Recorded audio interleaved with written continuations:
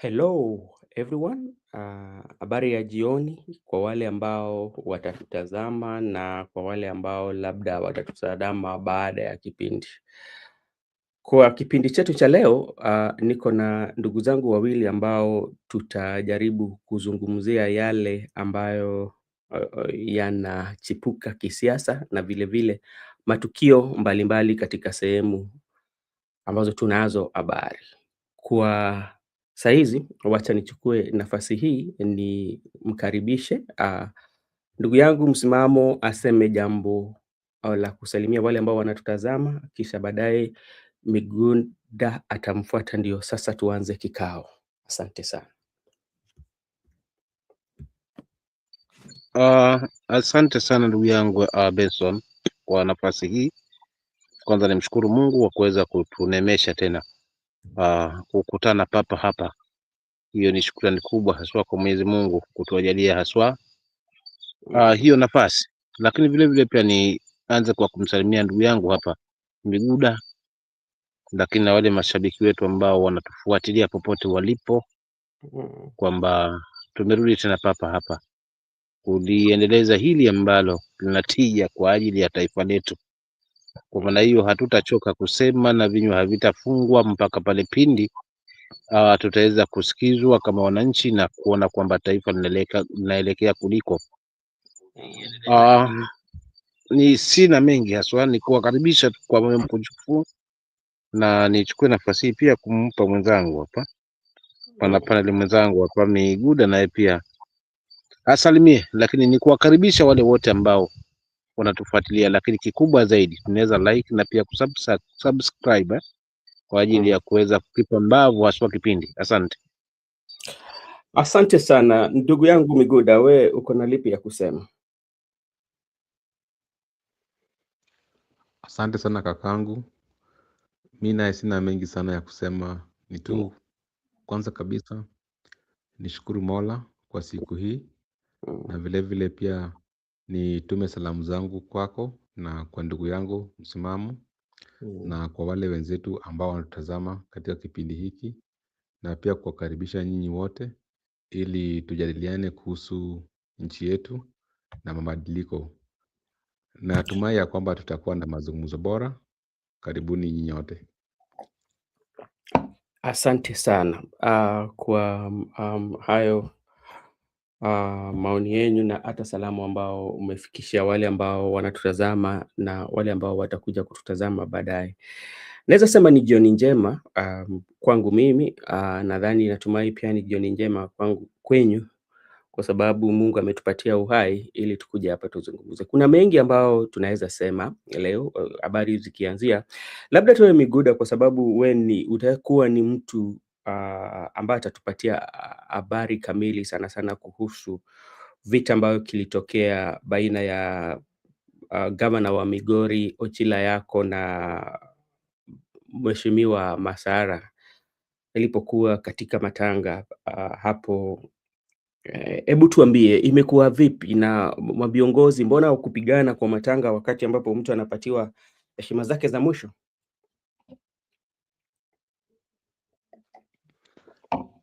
Si jambo mema kakangu, kwamba unapata viongozi wa eneo bunge na gavana wa county wanavutana mashati, wanapigana mbele ya wananchi, haswa kwa matanga. Na pale walikuwa wanapigana ilikuwa matanga ya yule marehemu, alikuwa mtoto mchanga, na ni tu mambo tu kidogo. Unapata ya kwamba kuna yule ambaye alikuwa anauliza gavana ampeleka pesa wapi ya wananchi. Pesa ambayo anafaa kufanyia wananchi amechukua kaweka kwa mfuko yake ya kibinafsi. Hapo hapo gavana alishindwa kujibu hayo maswali, na akajifanya mnyonge, akajifanya mpole, na mvutano ikaanza. Na isitoshe, unapata baada ya kuvutana mashati na kugombana kati yao wenyewe, baadaye wafuasi wao wakaanza kupigana pale popote walikuwepo. katika eneo jiji, katika eneo mbalimbali. Unapata kwamba unatafuta tu yule mfuasi wa gavana na mfuasi wa mbunge, wanapigana tu kwa wao wenyewe tu. Wengine wamedungwa visu, wengine wamejeruhiwa, wengine vile vile pia magari zao zimepigwa mawe, na mpaka sasa hivi nikiongea na wewe kuna wale wenye wakatika hospitali, na nimeona pia gavana amekimbilia katika kituo cha polisi na kupiga ripoti, na pale pia kupeleka malalamishi yake ya kwamba alivamiwa na mbunge. Mpaka sasa hivi tunangoja tu mkondo wa sheria, na pia tunangoja wale wanaohusika katika usalama kutuhakikishia kwamba wale ambao wamejeruhiwa na vile vile pia wale ambao walikuwa wanaleta vurugu na fujo, kina nani watakamatwa, kina nani watashtakiwa, na kina nani watahukumiwa kwa matokeo kama hayo. Sasa mimi ningependa tu kusema tu si jambo nzuri ukipata kama viongozi wanapigana wao wenyewe. Juu unapata wananchi walichukua sheria kwa mikononi mwao, na wao pia vile vile wakaanza kupigana wao kwa wenyewe. So unapata watu wengi wameumia, na pia pengine unapata hata mtu mmoja za kufa ama watu za kufa juu pengine mtu anaweza enda hospitali lakini baadaye akufe. Sasa ningependa tu kukemea hayo maneno, na viongozi kama ni viongozi lazima ujue kwamba tuko na pahali pa kuuliza maswali.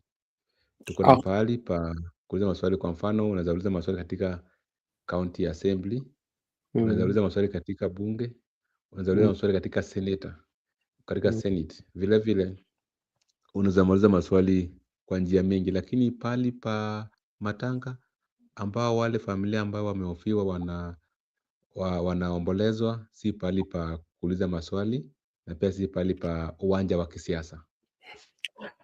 Asante sana ndugu yangu kwa ripoti murwa sana sana kutoka eneo la Migori, lakini kuhusiana na jambo ambalo ama hilo tukio si mara ya kwanza sana sana inampata Mheshimiwa Ochila yako sana sana ana Mheshimiwa Masara.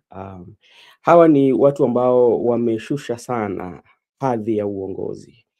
Unapata kwamba wana ubinadamu. Mimi naweza sema hivyo kwamba kwa nini nasema wana ubinadamu? Kwa sababu kama we ni binadamu ambaye ako na akili timamu, si vyema wakati ambapo watu wanapatiana salamu za mwisho ama heshima za mwisho kwa watu wao unakuja kuleta vurugu. Kwa sababu mimi najua bila kubatisha kwamba wakati ambapo walikuwa wanakuja kufariji familia ama pia kukuwa miongoni wa watu ambao walikuwa waenda kupatiana heshima za mwisho, walikuwa wanajua kipi kitajiri na walijitayarisha vizuri, na ndio maana walikuja na wafuasi wao. Unapata kwamba mtu amebeba vitu kama unasema visu na vitu ambazo kilitokea, ni kwamba watu wanajua vizuri kwamba wakiendea maeneo kama hayo kitu ambacho kitatokea ni vita. Na kama we ni kiongozi ambaye anaheshimu ama kiongozi ambaye anapenda imani ama amani, naweza sema, mbona sasa usisusie tu useme kwamba utume hata mwakilishi wako useme kwamba mimi kama gavana sikupata nafasi, gavana wetu hakupata nafasi ya kufika, lakini ametuma rambirambi zake. Vile vile na mheshimiwa mbunge pia angetuma mwakilishi wake, ndio familia wakuwe na muda mwafaka wa kupatiana heshima za mwisho kwa mwanao ama kwa mtu wao ama kwa mpenda wao. Mimi nakumbuka kabla sijapatiana rafiki yangu msimamo pia labda aseme 2-3 kwa hayo. Nakumbuka kuna wakati ambapo walikuwa nazika huko sehemu za Uriri constituency.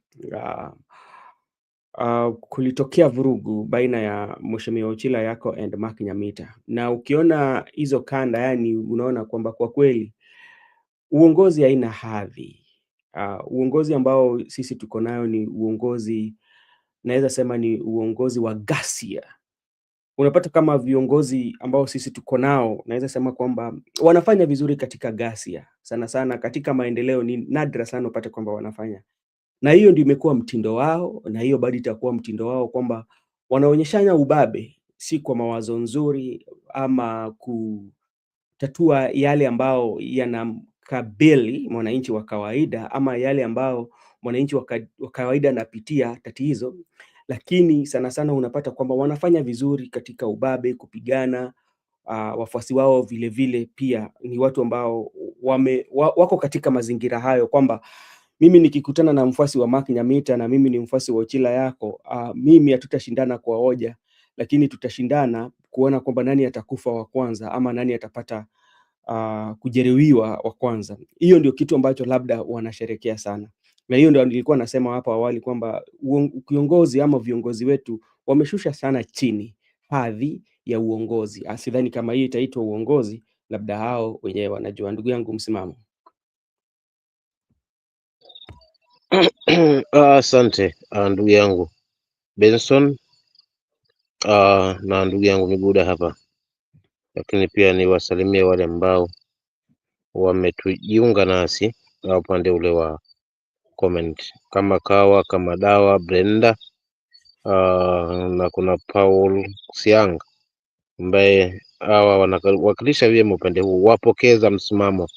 Ndivyo nianze langu la ufunguzi. Naungana na kakangu Miguda kwamba na mimi nalani haswa haya makonde yaliyotokea machoni kwa wananchi, machoni kwa waombolezaji, lakini vile vile katika kiwiliwili cha ule mwenda zake ambaye ni kijana mdogo. So huzuni haikuwepo, simanzi hazikuwepo, lakini pia roho ya kufariji haikuwepo katika hawa viongozi, na si jambo la mbolea kwangu, kwa sababu kiongozi ndio jicho la wale anaowaongoza, na akiwa jicho, basi kimtazamo wangu nao lazima aishi katika maadili. Ukikosa maadili, basi ni sifa mojawapo ambayo inakushusha hadhi kama kiongozi. So kuna maadili ambayo unajifundisha lipi la kuweza kuongea. Kama una dukuduku lakini unataka kumpiga mwenzako jiwe, zipo lugha tunazisikia za kisiasa, mtu anabandika lakini na yule pia anapata nafasi ya kupangua kivyake. Hiyo ni kawaida, ni kama jambo la lipo, lakini sio hivyo sasa hivi. Yeah. Hizi lugha ambazo zilikuwa zinatumika na kina mzee wetu Raila, maana Raila alikuwa hawezi kufesi hivi na hivi na hivi, anaweza bandika kitendawili itega, alafu mwisho wa siku hilo jambo unakuta kumbe ilikuwa limelenga hapa. So hiyo ndio lugha ambayo tunafaa tumefundishwa na wa viongozi tuwe nayo. So hata kama nina yangu ya kuuliza maswali, lakini naweza atafutia mahali mwisho wa siku kujigundua ni mimi, lakini bila kukuchokoza, bila kukunyanyua, na ukweli ukakuwa umebaki masikioni mwa nini mwa watu wangu. Huo ndio ubabe. Lakini ubabe wa sasa hivi sio huo, kwa sababu tumeona matukio mengi katika mazishi. Na sasa hivi mazishi mengi yamekuwa ni ulingo wa kisiasa, yameruhusiwa mwanzo wa kiongozi wa taifa mpaka kwa hao wengine wote. Yani sasa hivi mazishi ni ulingo wa kisiasa. Hakuna mazishi Kenya hii ambayo siasa inatembezwa hapo. Na alafu sasa unakuta maneno wanaogombana sometimes. Unakumbuka hili nalikumbuka yale makonde ya Arati na Osoro, kama tunakumbuka.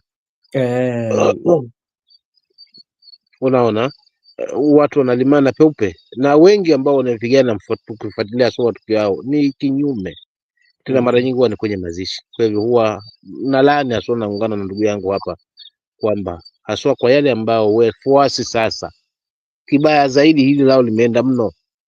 Unajua bora wangelimana makonde, ile mwingine akawa chini, mwingine juu, miguu juu, tukajua pia mume nani hapo.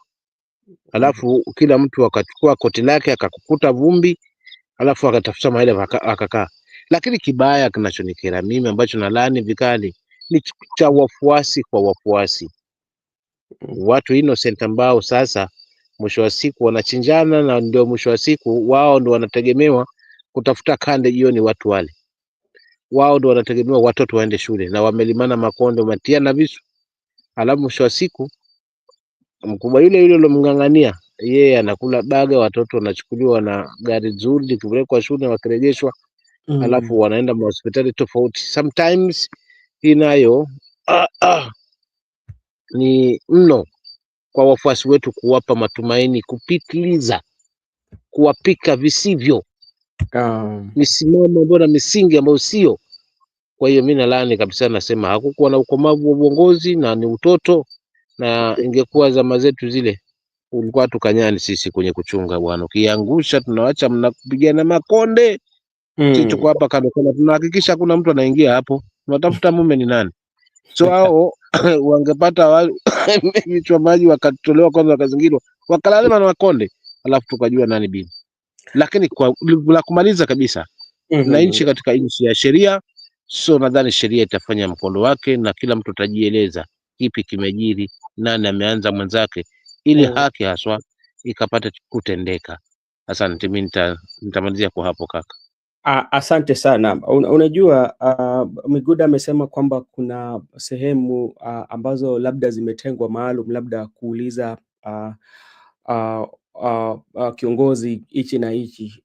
Ni vizuri, inanikumbusha kuna siku moja nilikuwa naongea na bwana fulani, akaniambia ukitaka kunitongoza, alikuwa anasema ukitaka kunitongoza tumia njia nzuri ya kunitongoza. Kama nanuka mkwapa, niambie kwanza, bwana we unanuka mkwapa, chukua sabuni kaoge.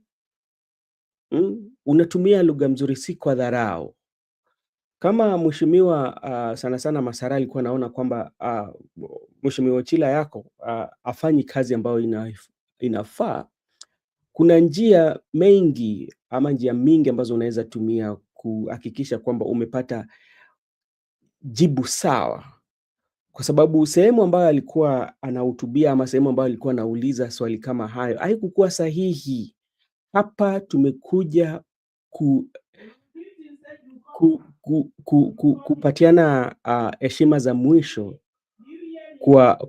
kwa familia, lakini unapata kwamba tunaleta mambo za siasa, kwa sababu unapata mara mingi maviongozi huwa wanajua sana sana kutumia hisia za watu, kwa sababu unabebesha hisia za watu ndio watu wafanye jambo ambalo haifai wafanye. Tusemi kwamba alifanya kitu kibaya kuuliza kwamba pesa zetu ziko wapi. Alifanya jambo nzuri, lakini alifanya maeneo gani? Ni maeneo sahihi ya kuuliza swali kama hayo? Hiyo ndio jambo ambalo labda tu au maviongozi nawaambia kitu ambacho maviongozi wetu wametuangusha sana ni kwamba hawajawahi sana sana kupatiana hadhi uongozi. Ni kwamba uongozi ambao wanatupatia ni uongozi duni ambao unapata mara mingi inatawaliwa na ghasia na kupoteza maisha.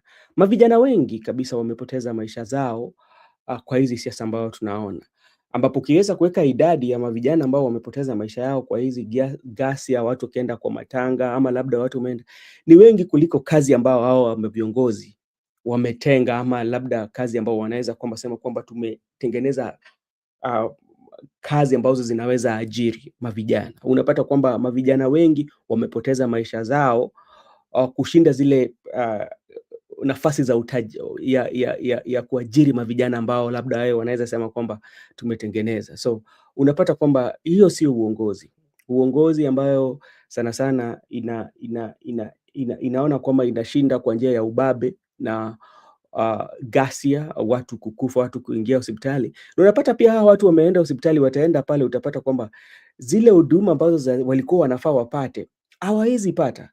Na watu wagani ambao wamesababisha hiyo au kupigana ni hao maviongozi ambao wamepatiwa nyadhifa ama wamepatiwa jukumu kuhakikisha kwamba hao watu wakienda hospitali wasikose madawa, na utapata wameenda huko hawakupata madawa. Unajua, na hata leo bahati mbaya, labda tu spole tu niwaarifu, niliona habari ambayo ilikuwa inatatanisha sana kule Busia, sijui Busia hospital, hiyo hospitali kubwa ya Busia. Kuna mgonjwa, mimi nakwambia kuna vitu ambazo zinafanyika hii nchi, saa zingine unauliza kama kuna viongozi kweli. Kule Busia niliona video fulani na kama ni kweli, labda mtu ambaye anatoka Busia anatusikiliza anaweza tuelezea kwamba kweli kuna mgonjwa ambaye alienda kupata matibabu. Alienda asubuhi. Sasa yeye kuenda asubuhi, kawaida akaambiwa kwamba tutanyunyuza hii damu yako, tuende tukapime tujue ni nini ambacho kinaendelea. Kutokea asubuhi mpaka saa 9 huyu jamaa kupata mambo yote, mpaka jamaa kazimia pale pale waiting bench. Sasa swali ni je, kama mtu amekuja, ni jambo la kwanza kama hospitali ni kuangalia maisha ya watu ambao wamekuja kutafuta matibabu, inaweza saidiwa vipi? Mtu amekuja mgonjwa, ndio umepima, lakini kuna ile tunaita huduma ya kwanza, tunaita first aid. And when you're doing first aid, the main aim for the first aid ya huduma ya kwanza ni to make sure you stabilize the patient before the main treatment. But just imagine somebody comes to the hospital at around morning. This person stays in the bench until he loses his life. And it is normal for them. So I don't know whether to blame the doctors at that particular hospital, or I don't know whether to blame the leadership of Busia. I don't know where the blame should be. So those are some of the things that we are just calling out. It is very unfair for Kenyans, especially if you go in the hospital just to get services and you end up losing your life, not because you can lose your life now, because somebody did not do his due diligent jobs. Because every time you have to be proactive. And how you become proactive? If somebody comes that, and even if you're not a doctor, you can just see from the look of things. And you would say that this person, the way I'm seeing it, him or her, he's not in a very good condition. And what do I have to do as a person or as a doctor? Let me stabilize the person as we still wait for the result.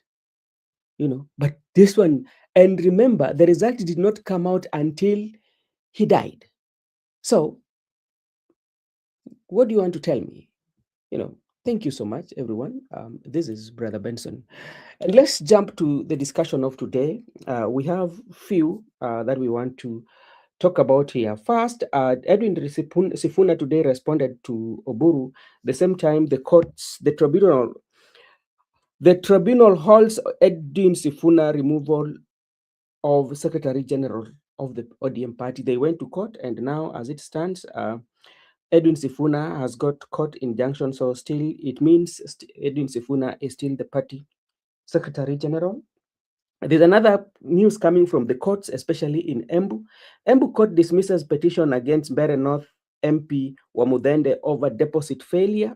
That is also something that is happening. The Embu court struck out the petition by Julieta Karigi Githungu and Patrick Gitonga Githoni, ruling incompetent for not paying the required Kenya shillings 500,000 security deposit within 10 days. Justice Richard Mwongo ordered them to cover 800 in cost to Wamudende. Hapa Wamudende amepata 800 hapa kwa urahisi sana. And the National Assembly Speaker Wamudende, who won the November 2027 general by election with 15,802 votes to Arana Up Newton Karaoke Ndwiga with the 15,308, called it a victory for Mbeere North voters. A second petition by Karaoke advances to March 9th hearing. So I think like there's also another hearing that is coming. That's okay. Okay, this is also the 60 kilometers Rironi Naivasha section of Nairobi Nakuru Mau Summit Highway will open late August, part of 170 kilometers upgrade launched by President William Ruto in November 2025. The contractor will wrap up with 24 work gags next month to hit the deadline, turning the congested single carriageway into 4 lanes, while the full projects aim to for lane 6 by June 2027. It will operate in toll road with free alternative, promising safe travel, jobs, and faster trade to Uganda, Rwanda, and all that. So that is also something that is news that we can talk about, that there's this issue to do with the Pochi la Biashara, and this is um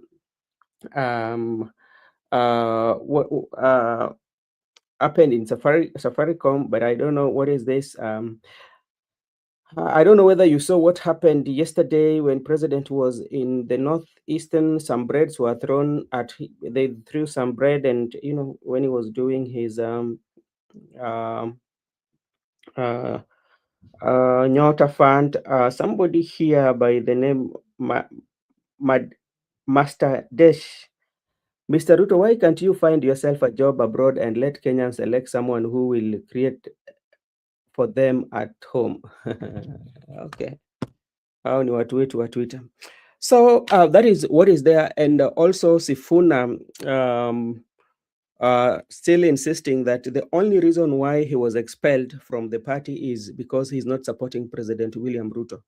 So let me take this opportunity again and maybe to give Miguda to weigh his thoughts on what the press by Sifuna today, and also the presence of Winnie Odinga in that camp. What message does it send? Miguda, please. Okay, I also saw a certain young man who approached Mr. President from behind when he was addressing the public, and the ADC of the president almost rescued Mr. Ruto. Have you seen that clip? Yes, I saw it. Okay, so someone was also tweeting that young man almost saved the entire country. Anyway, I just want to say, by first, Sifuna, it is ordinary. It is, Bro Benson, you can mute. Oh, sorry. Okay, I can say traditionally, it's very much proper that when he was ousted by the NEC committee, it is proper for him to respond. He can decide to respond verbally or impartially, but all in all, he had to respond to the decision. That's the proper thing to do. When we had him responding today in the morning, Hii sauti ya kaka sipati vizuri ndugu yangu upande wangu. bado nanipata ama bado niko chini? Niko sawa sasa? Kidogo hapo shikilia hapo kidogo tusikize. Okay. I started my statement by saying it is always proper for someone to respond, because when he was relieved by NEC, there were some citations that maybe he has been alleged of contradicting the statements which has been arrived by the NEC going forward. Therefore, he was also accused of certain action.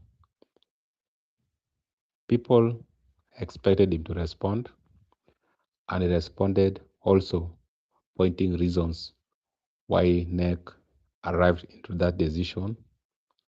By one, he stated that the major reason why the NEC decided to relieve him unconstitutionally is because he has refused to support William Ruto, and he has made it very clear that he is not going to vote for him.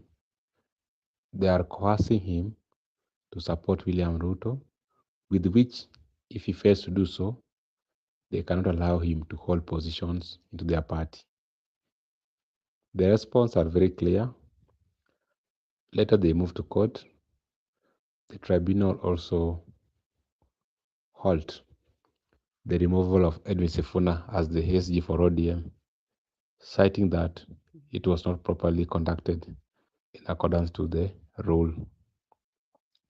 When you saw faces from the daughter of late Raila Amolo Odinga, when you saw that face of Winnie Odinga, to me, Winnie Odinga is communicating to the public that this is the right man who is being crucified here because of his stand. And if my father could be alive today, we could be here in this press, not on the other side. I'm entitled to my opinion. I want to state the following without any fear or contradiction. I believe that there might be issues with ODM, but I believe that there's a problem. The ODM of Junet Mohammed it has been bought. It is not the ODM of Raila Odinga, because the person making the decision right now is the current president. He's making the decision of deciding who to become the SG, who not to become. He's making a decision on how to convene a NEC meeting. He's making a decision on how to kick people out, because anybody who's having contrary opinion, not supporting the current regime, has been shown the red flag. To me, that is a very persuasive move to me, that it is not being controlled by the NEC. It is being controlled by somebody somewhere else. But things are still okay. 27 next month, there will be NDC. If they call it or not, we don't know. But the struggle must continue. Like I told you yesterday, all these are just political witch hunt. People have been there before, but we know the end game.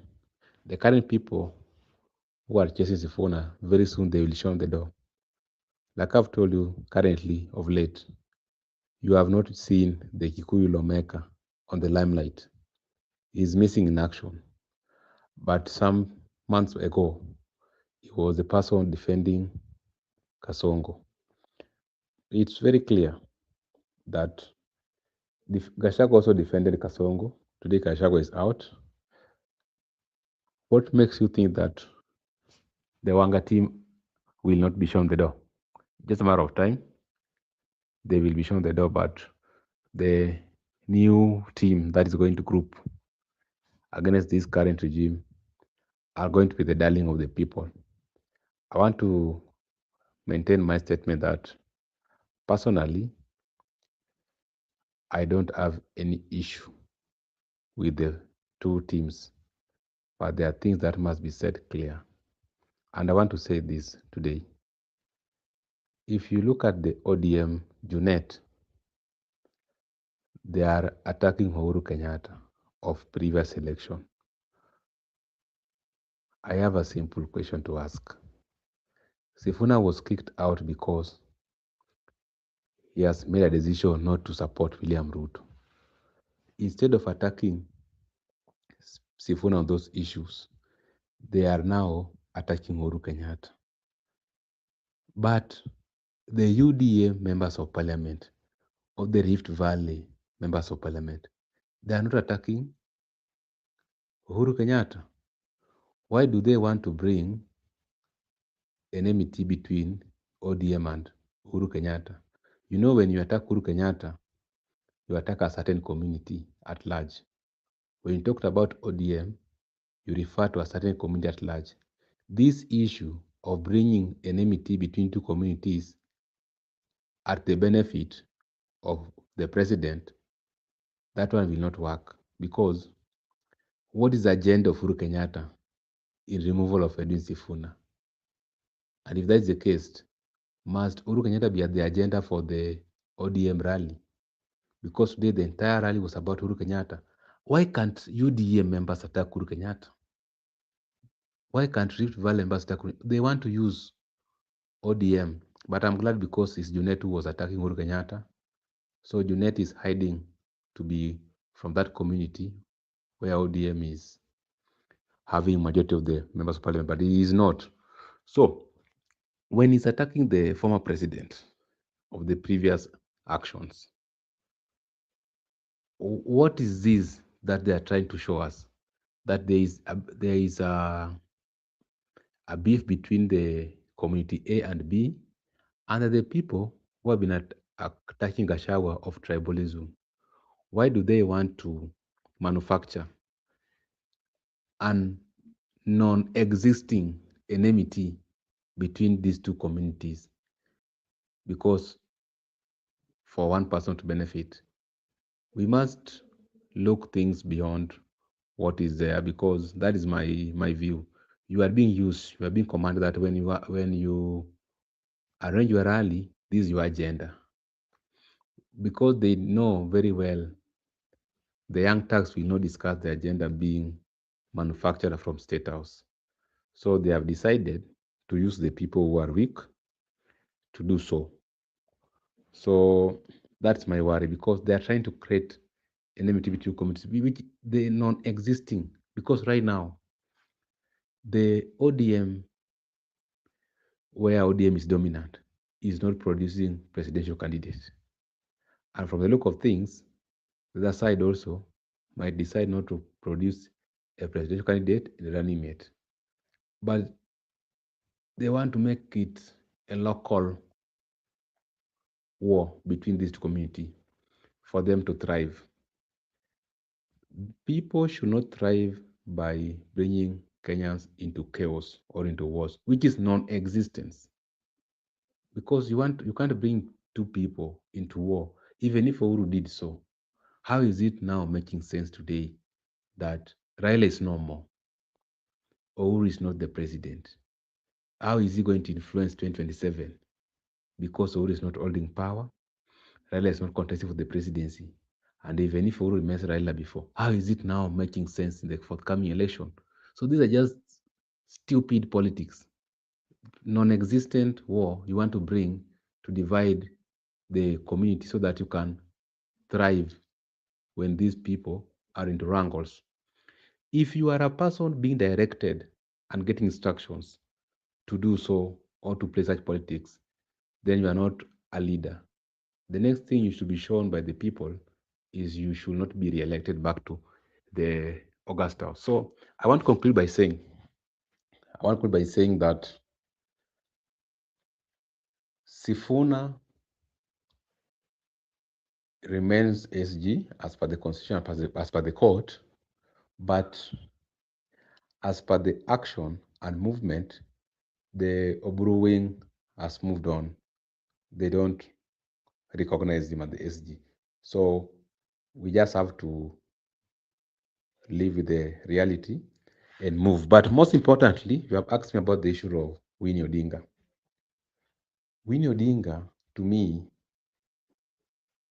it is very now open that the people he can trust and work with going forward is the Sifuna team, not the other team, because they don't have the people. Back to you.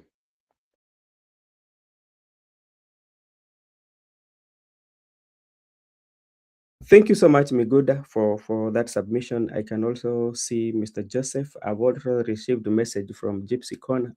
He's watching. He will be back soon.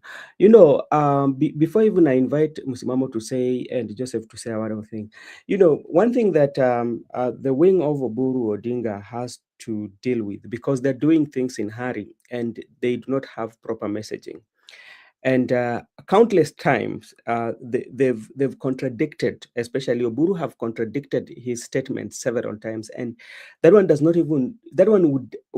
would give you a view that things are being done in a hurry, such that they do not have even time to discuss the issues or issues that they want to do. For instance, I want just to point out, if you're very keen, yesterday when he was addressing the about Oburu talked about their win was stolen. The victory of ODM was stolen. Who stole the victory of ODM? He talked about the victory of ODM was stolen. So my question would be, and that's why I tell you that he has to get people who should assist him, especially when it comes to communication, so that he can communicate. Because he's keep on sending mixed signals, then in that process alone, that same minute, he says that he says that the Azimio, that Azimio is a long time. We left Azimio a long time ago, and Azimio is dead. Then in the same time, he says that Uhuru cannot make decision in Azimio without ODM. But in first your statement, you say that you left. Yeah. Then again, you say that ODM is the most important party in Azimio. So and he say that he talks again that in the near future they will be exiting Azimio. So those kind of contradictions. The other day he promised, or he said, declare that they're not going for the deputy president position, and then again he changes that. So that kind of like mixed signals. It tells you that the things they were doing was in hurry. Again, look at the press that they had yesterday. You could see when you are going to do presser, you have to make sure that all your written documents are with you by the time you go on air, or by the time you start to do your press. Remember how many minutes did they wait, especially for the written presser to be brought? And even they were asking for laptop, and Gladys Wanga had to come in and kind of like talk then before then SG talked. There was that kind of confusion, but that is not the case. And today's presser, there's so many things that we learned. First of all, it tells you even the trustees of the party were not agreeing on the decision that was taken, because they were pushing for more time so that negotiation can be done to bridge the gap of these two warring partners, especially the ODM. You might call it A and B, depending from which one, that is one. Secondly, it also emerged today that the decision that is being done by Oburu, according to Ostosi, these are not their decision. The decision is coming from State House, because that is according to Ostosi. He said that, okay, when they had a meeting, Oburu came with Junet, and they discussed and they agreed, okay, now we have to give ourselves time so that mediation should continue to bridge the gap that is between the party members. But in the same breath, immediately after leaving the meeting, they went to State House. The following day, they were in Mombasa. So it tells you that from Ososi, it means all the directive or everything that is happening from the State House. And if you want to look at this journey of ODM, where the things now seems not to be adding up, is about everything from the time installation of the Right Honorable Prime Minister. For the time of installation of Oburu Odinga to the time when even now they've made that NEC resolution. There are so many red gaps or red flags that everybody can point out, and it seems that all is not well. And for them going forward, I think I tend to agree also with what everybody is saying, that ODM is dead, because I don't see it coming back. Hey, Mr. Joseph, how are you doing? Yes, hello, Brother Benson. Can you hear me? Very clear. How is your evening, your day, your night, depending from where you are listening? Yeah, my day has been good. I'm fine. I think Miguda is talking like somebody who's already beaten. I don't know why he sounds so low. Maybe he's tired. I hope he's not beaten down. I want to first say hi to Judith. I saw alikuwa ameniambia hi there. So, and everybody who is watching. As an analyst, maybe of politics, I love so much to delve deeper and to understand from other analysts also and other people, so that I can be able to get my analysis kicked off well. Yesterday I was listening to some analysis that was being done by a certain guy. I will not name his name, maybe because of either issues, maybe copyright or something. Yes. And he was talking about how ODM is going to be finished by 7th May. And certainly it is showing what he was saying, because he was saying that he has predicted so many things and they have come to life. And one of the things that he was saying is that you cannot be saying you are going to negotiate for anything and already you are inside. You cannot negotiate when you are inside. And those are the certain things that happen to the likes of Akina Wamanyoro, the one we call Rigathi Gachagua, because certainly he went to negotiate, and he also keep on reminding us that he went to a wedding with a bus which was not theirs. And that is what ODM is doing. ODM has their own bus. The ODM team, I think, whatever they call themselves, they have their bus. But the problem is, you cannot negotiate with the person when already you have made the deal. How can you negotiate when you have done the deal? So it means the team that is away now, the one which is fighting, the team that is removing the other guys, it means they are the ones who will have a upper hand in negotiation of the party ODM than the ones who are inside. Because you cannot come and tell me that Oburu speaks like this, says that we don't need even party leader, deputy president position, and then in the other hand he comes and says that we are going to negotiate for deputy president. Those are two. You are speaking with two words on your mouth, and he was analyzing and saying that ODM by 7th May, I don't know, 6th, he says 6th May, I don't know why he said 6th, but he said with the way things are going, the president has already calculated his move of how ODM will have already merged with UDA and it will be a done deal. But the problem is, he is not going to be negotiating with the likes of Akina Oburu, because already they will be in the basket. So they are not demanding for anything. So the people that he's going to negotiate with are those guys, Akina Sifuna and Akina Babu, those guys who are fighting him. If you have ever seen, if you want to understand how Ruto plays politics, you can clearly know and state and see how he has been playing his own politics. He's a strategist, and what he has done is he always tends to get the people who are always trying to fight him so much. And for certain, the likes of Akina Sifuna is lingering in his own mind.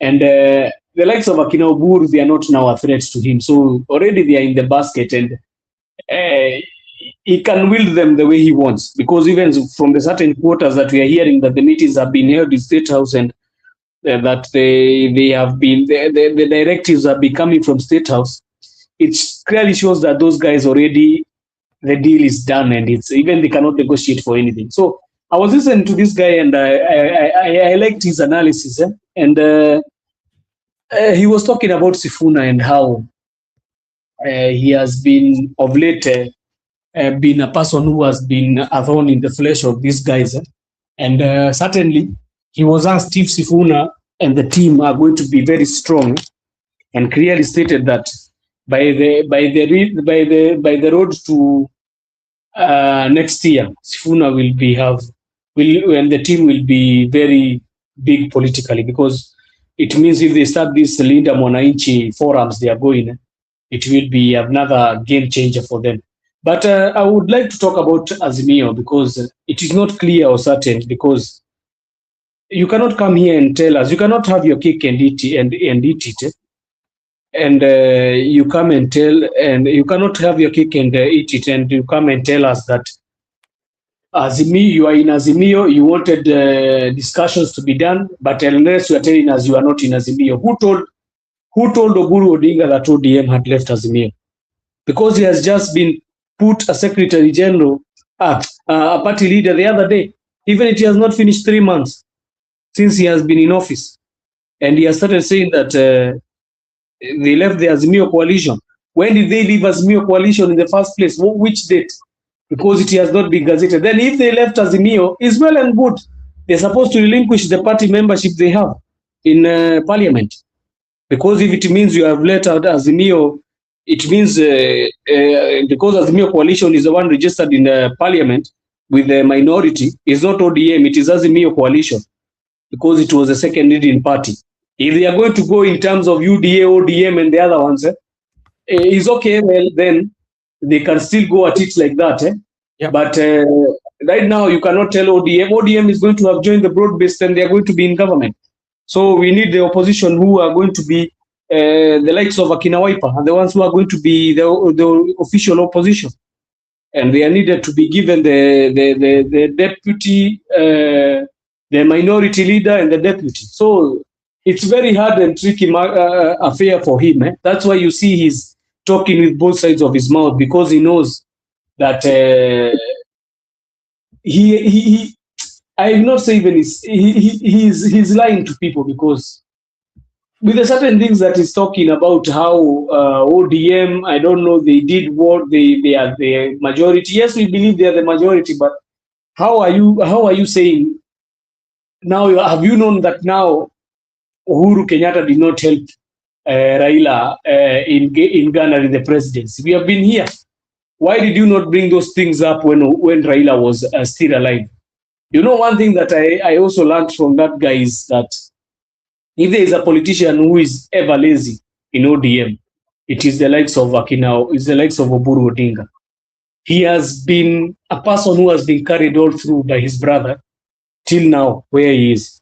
Even the senatorial seat for Siaya, he himself, his brother carried him all through. But you can see in turn the legacy and the ideology of Raila Odinga, because the legacy and the ideology of Raila Odinga was one. Only one. It was fighting for the people. That was his ideology. There is nothing else. Even no need to talk about democracy, no need to talk about elections, and what have you, the other things you want to talk about. The only ideology I knew Raila Odinga had, and we are happy, because even right now as we are talking in this studio, Brother Benson, it is the struggle of Raila Odinga and other youthful leaders like Akina Orengo that have brought us to here. I have not seen Oburu Odinga in this fight, Brother Benson. Let me assure you, I have not seen him in this fight. And from 2013, I've seen 2017, I've seen Sifuna in the struggle. He has been in the struggle even when there was Sufuria movement. I saw Raila being tear gassed. Even 2022, 2023, I saw Raila being tear gassed. I never saw Oburu Odinga in that convoy. At least even I saw Winnie. I have never seen Oburu Odinga attending even those meetings and doing all those things. But now he's pretending he's the big man. He can be able to do all these decisions by himself. But certainly, one thing is for sure, you can do whatever you want, but when they call for that NDC, let them hope to God that if they pay those guys, you know, they are going to, certainly they are going to pay people so that they can be able to come and kuvuruga your NDC, because you see even men in black coming inside. I know for certain. And what I can tell, what I was thinking of telling Sifuna, I know he has his own advisors, but what I can certainly advise him is, I think he should let it go. Because if they don't want him, they don't want him. Even though he stays there as the Secretary General, they don't want him for certain. It's okay, he has fought the war for ODM, and it's good. He can go outside and still fight the war. The party is not anything, Brother Benson, as we have seen from Raila Odinga. The party is nothing. The person is the person who is supposed, the voice is the person. Raila Odinga had how many parties in his political life? He had the likes of Akina LDP. Yeah? He had the likes of Akina, even he was in Kanu at some point. He has had the NAC. He came and he formed his own, and also NAC was formed by him and other like-minded people. He came and built ODM from scratch. But right now, ODM being the largest party in Kenya, because right now it is, if ODM has stayed for 20 years, it is the largest party, because KANU now is in the fridge as we are talking right now. So ODM was the only party remaining strong party.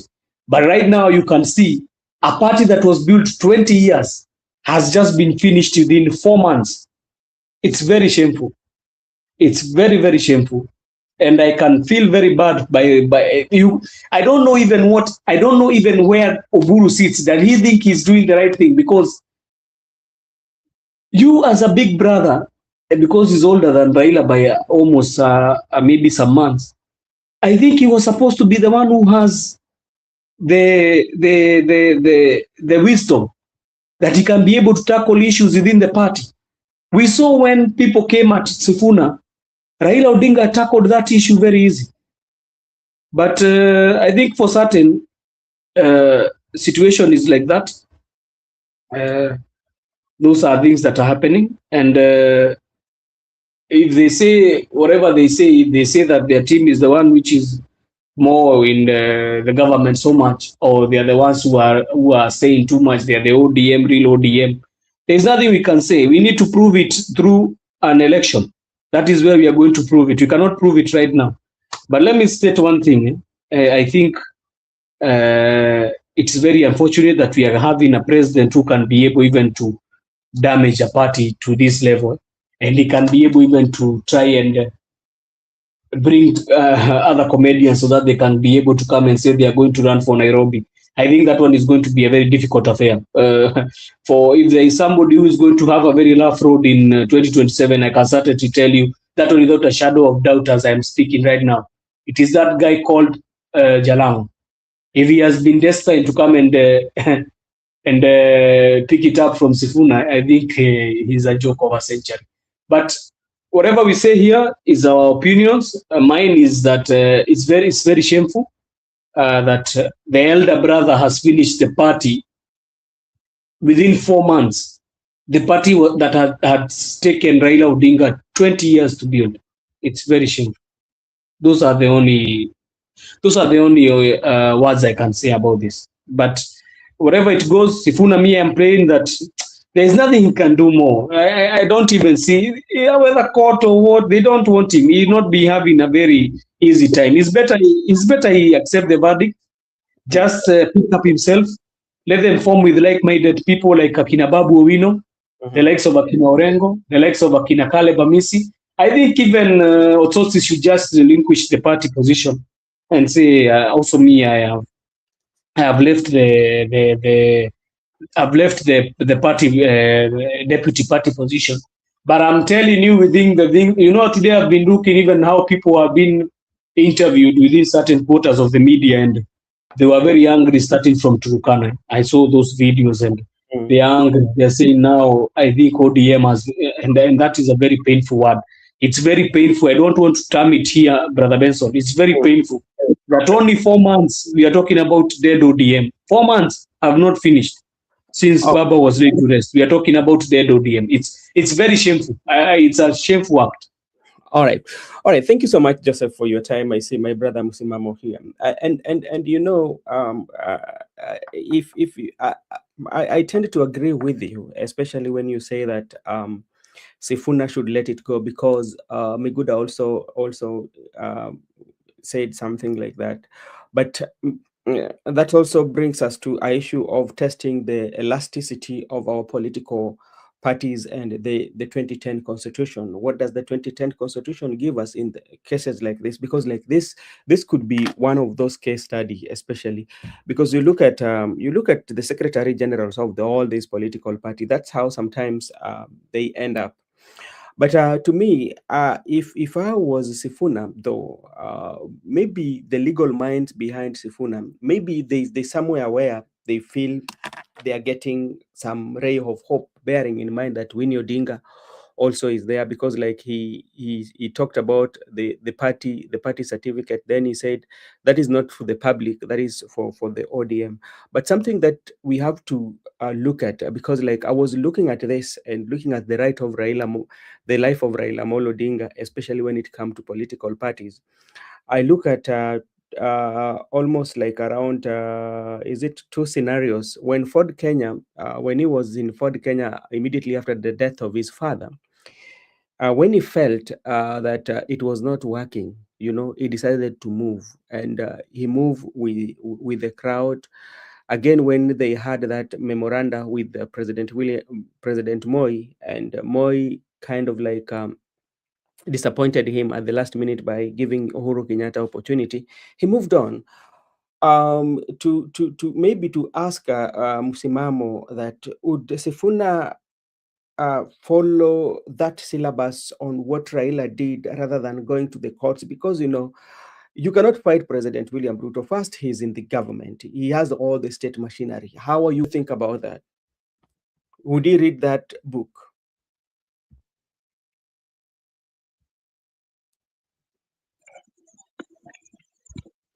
Asante ndugu yangu Benson, Yeah. Mark, Joseph, vile na wale wanatufuatilia.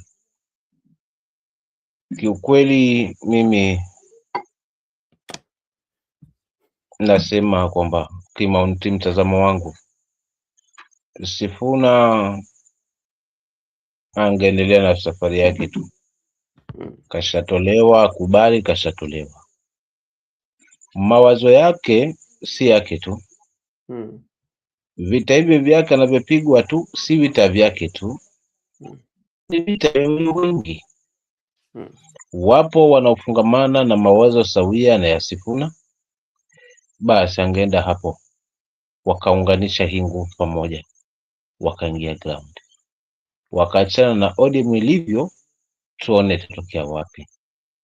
Lakini kwa sababu kashachukua maamuzi ya kuenda kwa utafuta haki yake na pia kuganda hapo, labda pengine kuna latija, kwa sababu wametuambia tusubiri mpaka hiyo tarehe ya Kitengela, maybe kuna jipya, kwa sababu hata mzee Orengo tumemsikia kauli yake kwamba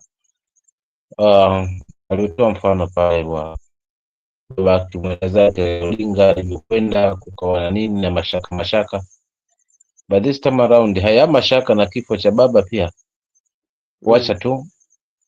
So katika hilo kwamba kuna vitu vingi huenda tukavipata baadaye, hususu pengine hatua chimbuko la kifo cha mzee wetu Odinga, whether ni cha Mungu ama kuna mambo yalipangwa, maybe katika hii furukuta tutafurukutishwa mambo mengi ambayo tutaweza kuambia ambayo iko chini ya maji. Lakini kila ilivyo, bado pale ushauri wangu mimi, yashamwagika hayatazoleka, kwa sababu wao wako mbiona kule Lamu wajaribu kuongea na wananchi, na pia wamestick zaidi kwa 10 point agenda.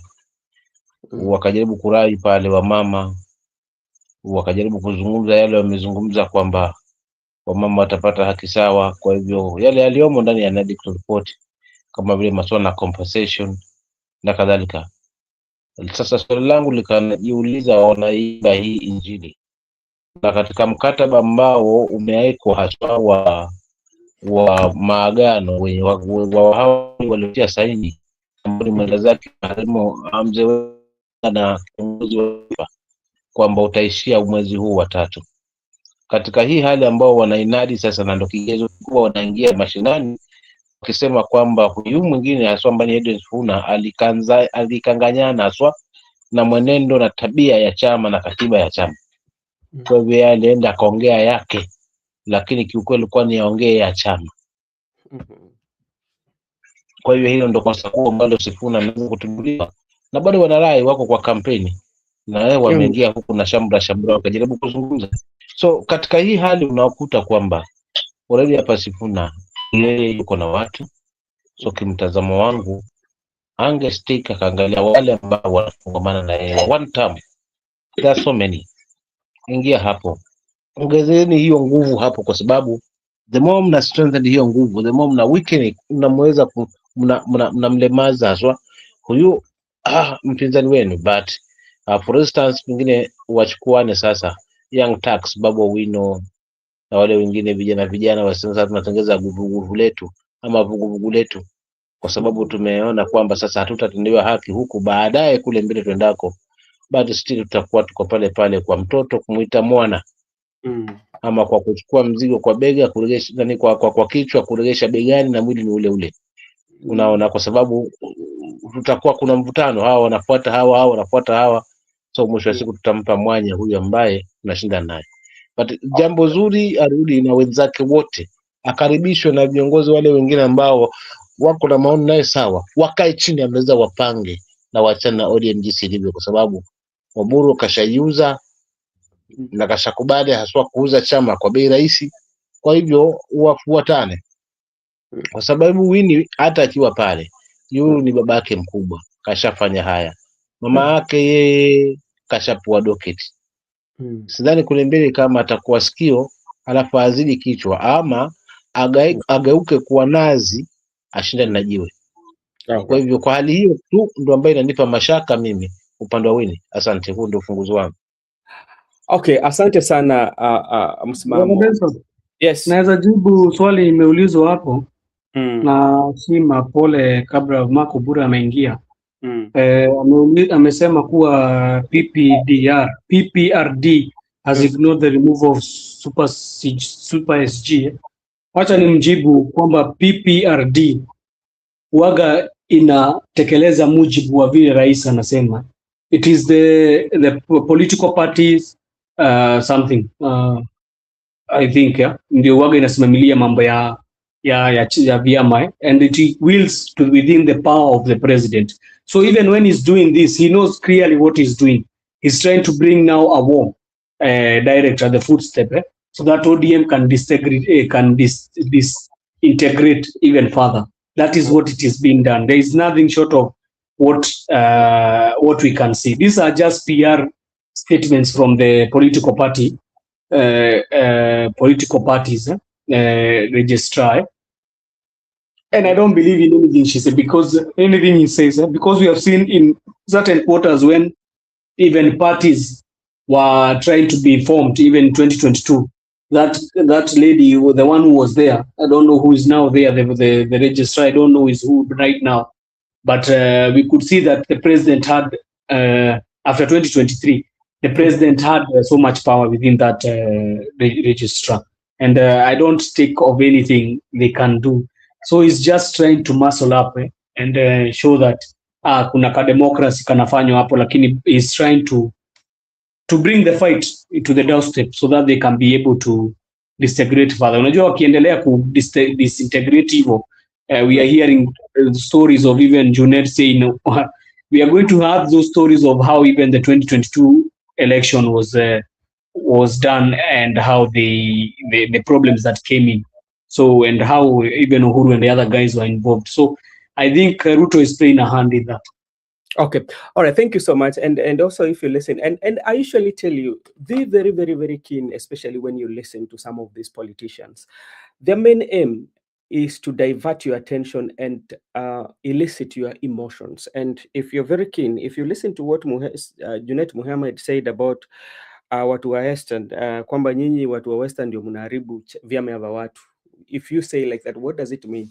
And I can see also our brother here said something that this is his thought. I tend to differ. Sifuna must make it messy, noisy, and desirable for ODM for foreseeable future.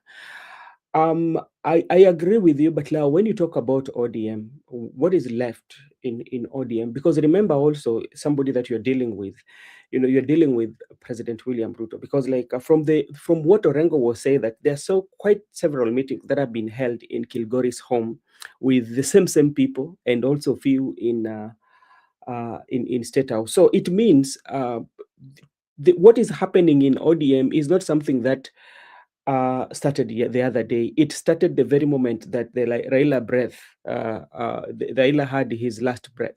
And that's where everything started. Because remember, if you are in an institution, we've always said this, Joseph here and Makobura. Let's take in an organization,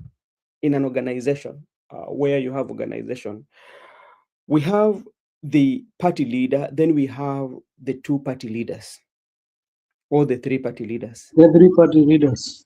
The three party leaders. What could be if the party leader is no more? What usually happens? The deputy party leaders can step up. Yes. Just to like what they did to the Secretary General. The deputy took over. Yeah, the deputy took over when they expel him. Yeah, the deputy took over. That is usually the norm of various organizations, that the immediate leader after the party leader would take over to oversee maybe transition, or in the process, what usually happens where constitutional matters are required, you find that the deputy will be elevated. And look at what happened when Magufuli died. I was listening to one of the generals. He had an interview, one of the immediately few months after the Magufuli, and he has already retired. How it they had to consult as the army officers, because like they're the commander in chief, you know, when the command, they're the people in the military, and immediately the commander in chief dies, who usually takes over?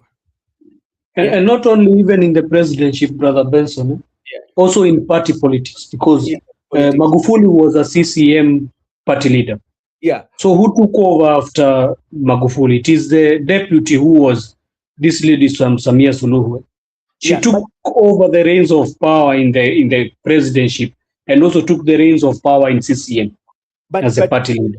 But before taking that and coming even out to relay the message to the nation that Magufuli is no more, there were so many discussions that took place. If you go and listen to that interview, it will tell you, among other considerations, were that she's a lady. How is it going to happen? Because it was something that was very new in Tanzania, and very new in that regime, that has never happened, whereby a president dies and you have a deputy president or a assistant president who is a lady.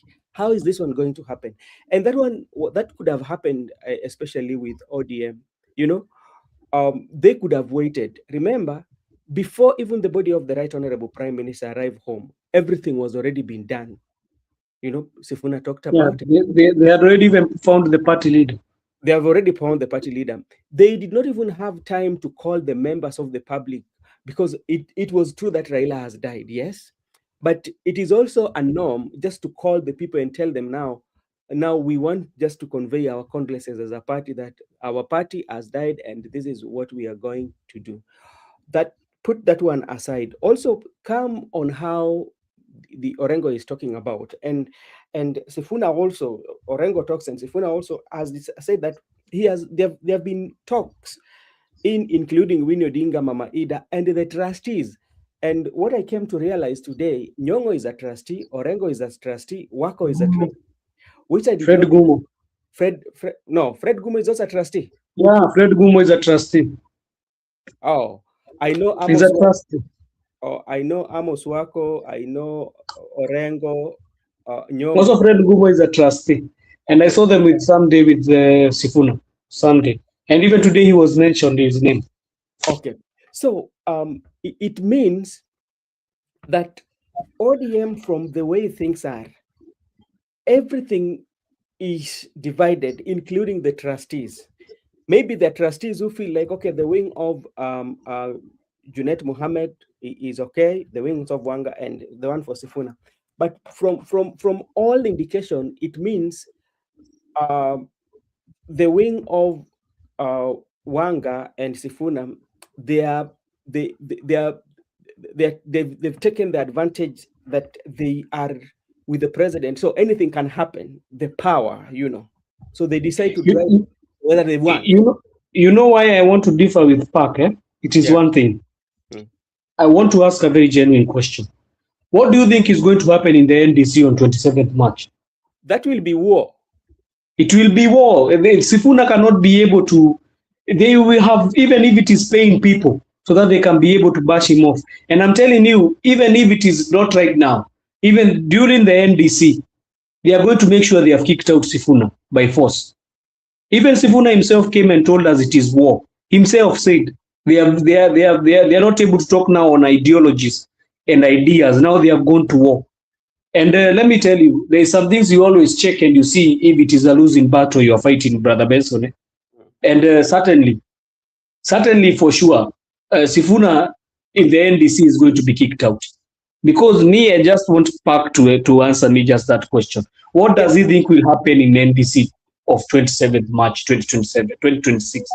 what will happen? Because that is the question that is needed to be tackled, because there is where they are going now to formulate how they are going to have the party leader now as the party leader, where they are going to have the SG who has been changed as the SG. That is where they are going to discuss these issues as at the NDC. Do you see even Sifuna being allowed in that auditorium? Maybe they are going to be in an auditorium. It is so the only thing I see Sifuna has been left with is he can only may be able to do this Linda Mwananchi campaigns or programs. Those ones is the one he has been left to do. And he can be able to sensitize people and now wait till the full verdict is given in 10th August 2027. Or is it 11th? Because it will be a day after. Hello, Marco Bura, where are you at?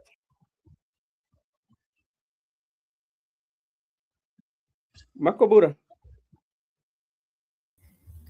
Just a minute. I'm just a minute. I'm setting here.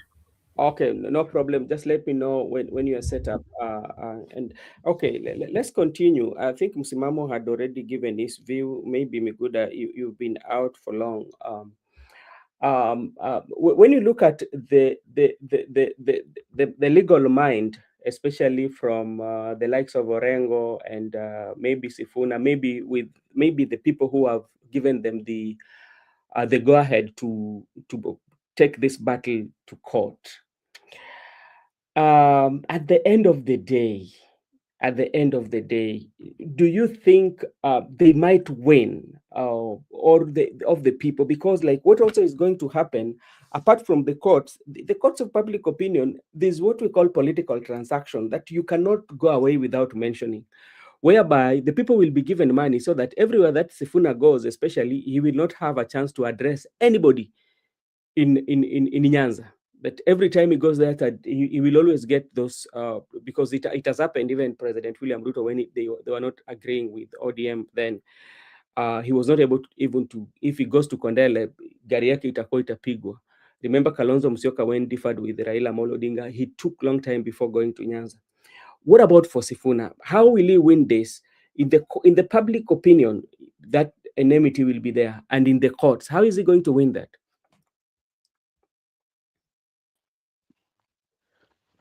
That's they were complaining about my voice. I think today I've had a very difficult day, so maybe it was out of me being tired. I want to respond to your question. That's a very technical question, by the way. And you've asked me about how about the court, how about the public opinion, how about the legal mind, the outcome. How about you understand, like I've told you before in this channel, that the system we are operating under is a common law system, whereby if you go to court, the judge is just impartial, is non-partisan and neutral, but it's up to the parties to advance the adversarial process, whereby the petitioner will submit the case orally, and also the respondent have to respond to the case.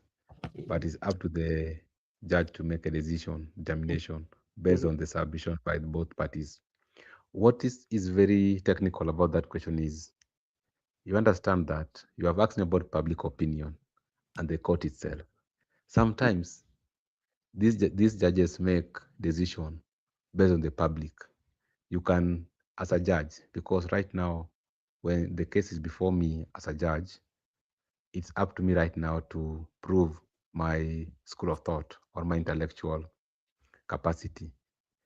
I can decide to view the case as a judge. I can decide to look at the public opinion. I can decide to be a realist. At the same time, I can decide based on the historical, the precedents, the so-called precedents. You can look at the precedents before, what happened, what are the precedents, how are they accused, and the cases across. To me, the reason why even right now the outstart has been stopped is because of the public opinion we have talked about. Because the person the tribunal bench look at the mood of the public and make decisions based on the public, because the public favored Sifuna. Now, that's why I was telling it's a bit technical. That's now technicality. The judge will look at the public view and make decision on the public and also on the facts, because the facts are clear. The res ipsa loquitur, the facts speaks for themselves. So when the facts speaks for themselves and based on the public opinion, you must look at the public opinion. Sometimes you must look at the public interest. Going forward, I can predict to you that Sifuna will win throughout in the court process. Those are sure. Leave alone the legal mind you have talked about, the sharp legal mind. Even the case itself, it will win through. It will sail through the very end. My worry is now the political party decision. Like I've told you, they have moved on. They are working with what is there. They have ignored court. So court will just be there to legality and finality, but Sifuna will always prevail a victor into any court in this country based on the jurisprudence, the school of thought. So going forward, I think is evident that these people are not going to work with him if they're going to arrangement with William Ruto, because I've told you instructions are coming from State House. So I think let us just live with the reality part of it, because if you look at it into legal basis, Sifuna will emerge victor. But at the end of the day, the political party, ODM, the ODM of Oburu, will transact his business the way they want it. All right. Okay. Thank you so much, Miguda, for your contribution. Makobura, are you back? Makobura. Okay. We are still waiting for Makobura. Maybe to ask, is it just a forum Simamo? Another question. When you look at even people like Orengo and the trustee, because they tend to, maybe majority of them tend to agree with Sifuna. But do they have influence, especially when it comes to decision making of the party, like the organ like NEC? Can their decision override the NEC?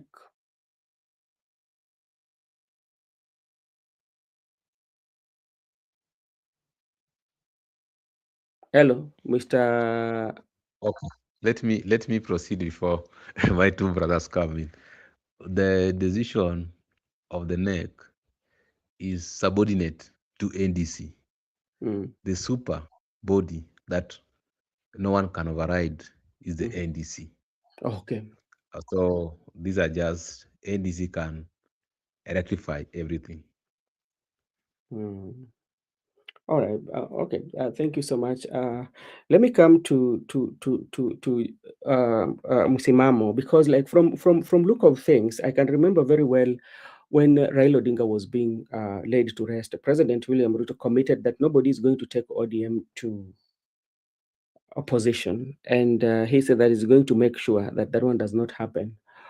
But now, when you look at it and look at what Kenyans fought for, what we called the multipartyism, what is so hard, especially for both the Jubilee, especially the Jubilee, not the Jubilee, sorry, especially the UDA, because they are the government in place right now. What is so hard, or what is so hard for them just only to say that, okay, ODM is that ODM, let it do what it's supposed to do.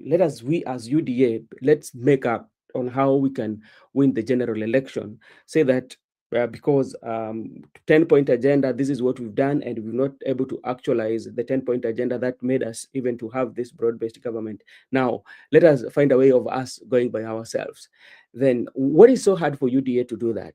Why is it that the president or people like Kososi are still accusing him of being the sole engineering of the troubles in ODM? Asante. Unajua, kwa kila kwa kila mchezo unaochezwa basi kuna mshindi na mshindwa. So kiukweli ni kwamba ni hivi, baada ya hapo kama ni mshindwa lazima uangalie nini kimesababisha nikose ushindi. So hiyo ni hali kwamba unachunguza ili ujaribu kuona na makosa.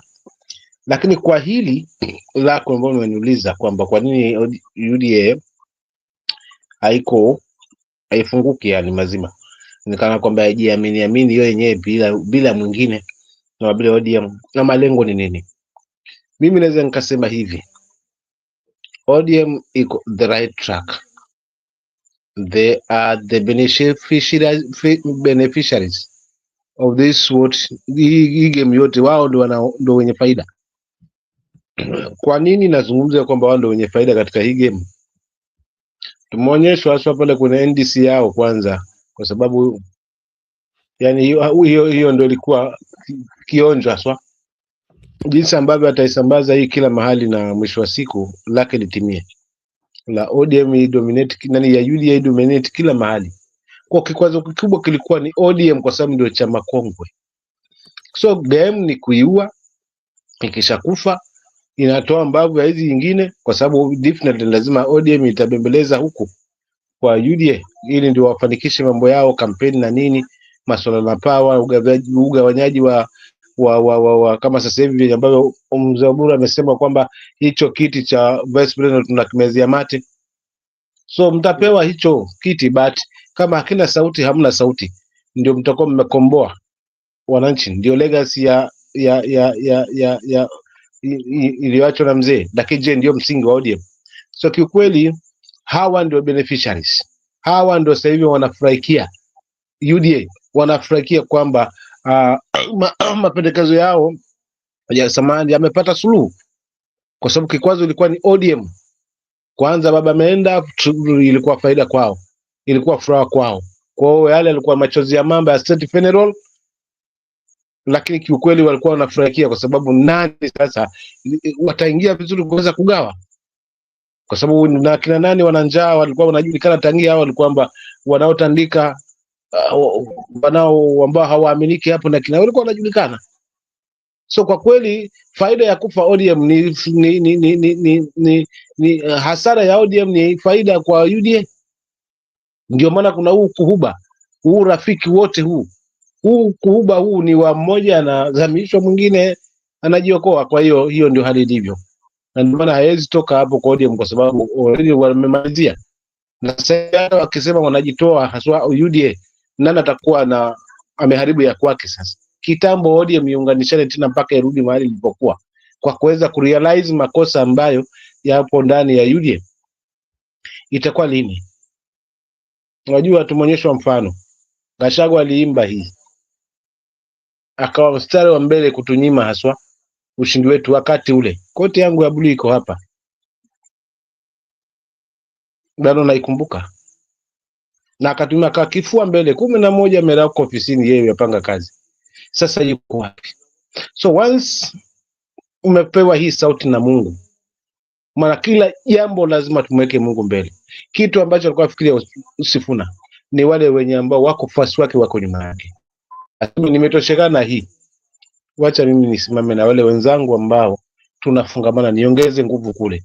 Wale ambao wanamwamini wataungana na wale wanaamiana pale, safari ya kumuondoa ubaya inakamilika. Sheria nyingi hizi tunapelekana hapa, it's a wastage of time. Maana mwisho wa siku hawa watarejeshwa kwa NDC, na wakiregeshwa atachujwa by all means, kwa sababu kila dalili ipo ni kikwazo. Na kwa sababu hii inapata maagizo, kwa sababu kuna bwana anatimiza lake. Maana hii ni ahadi ya Sifuna alioteshwa hivi, na hii ni ahadi. Hii ahadi ya ODM ni ahadi kwamba hiki chama niacheni mimi tu. Si nilikuwa hapo ndani, nitahakikisha kwamba nitapanga na mzee pia nitampanga fresh. Mwisho wa siku pia tutampeleka nyumbani bila yeye mwenyewe kujua. Whatever ilizungumza, it has come to pass. Ndio kuhuba wa ODM na UDA, kwamba mmoja anaingia mzima anajisahau, mwingine yeye anajiimarisha. Asante.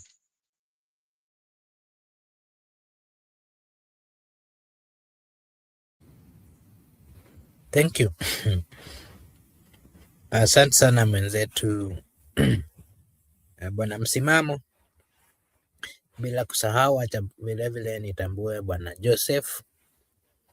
Josefu babake Yesus Kristu.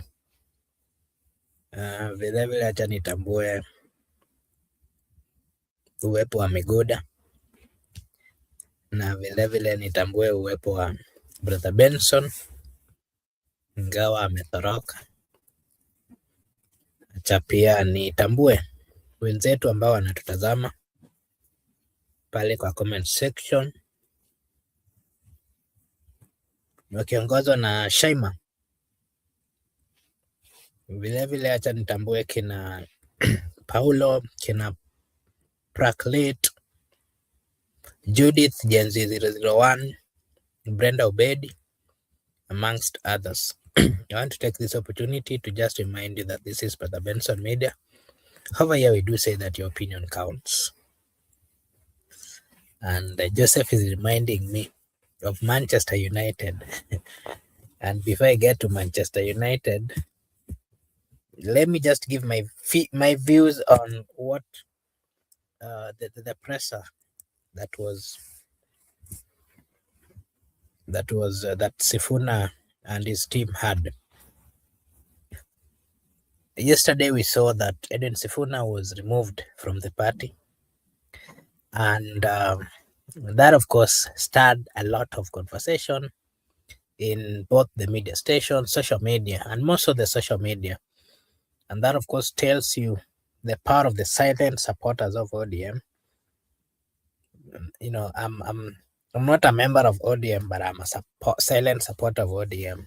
And in that sense, I'm trying to mean that whatever was decision ODM decided to have concerning the removal of Edwin Sifuna was wrong. And I did mention here, and I said very well, that if those leaders are saying that ODM is a Luo affair or is a Luo party,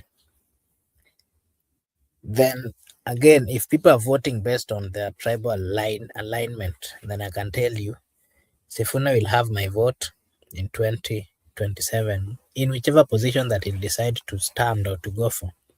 The reason why I'm saying that is because Sifuna has been progressive, he's been truthful, and he has stood with the people. Vis-a-vis, or if you look at what we've seen amongst the other political leaders, it simply tells you that remember the lifestyle, remember the politics that was played by Baba Raila Amolo Odinga and what he stood for.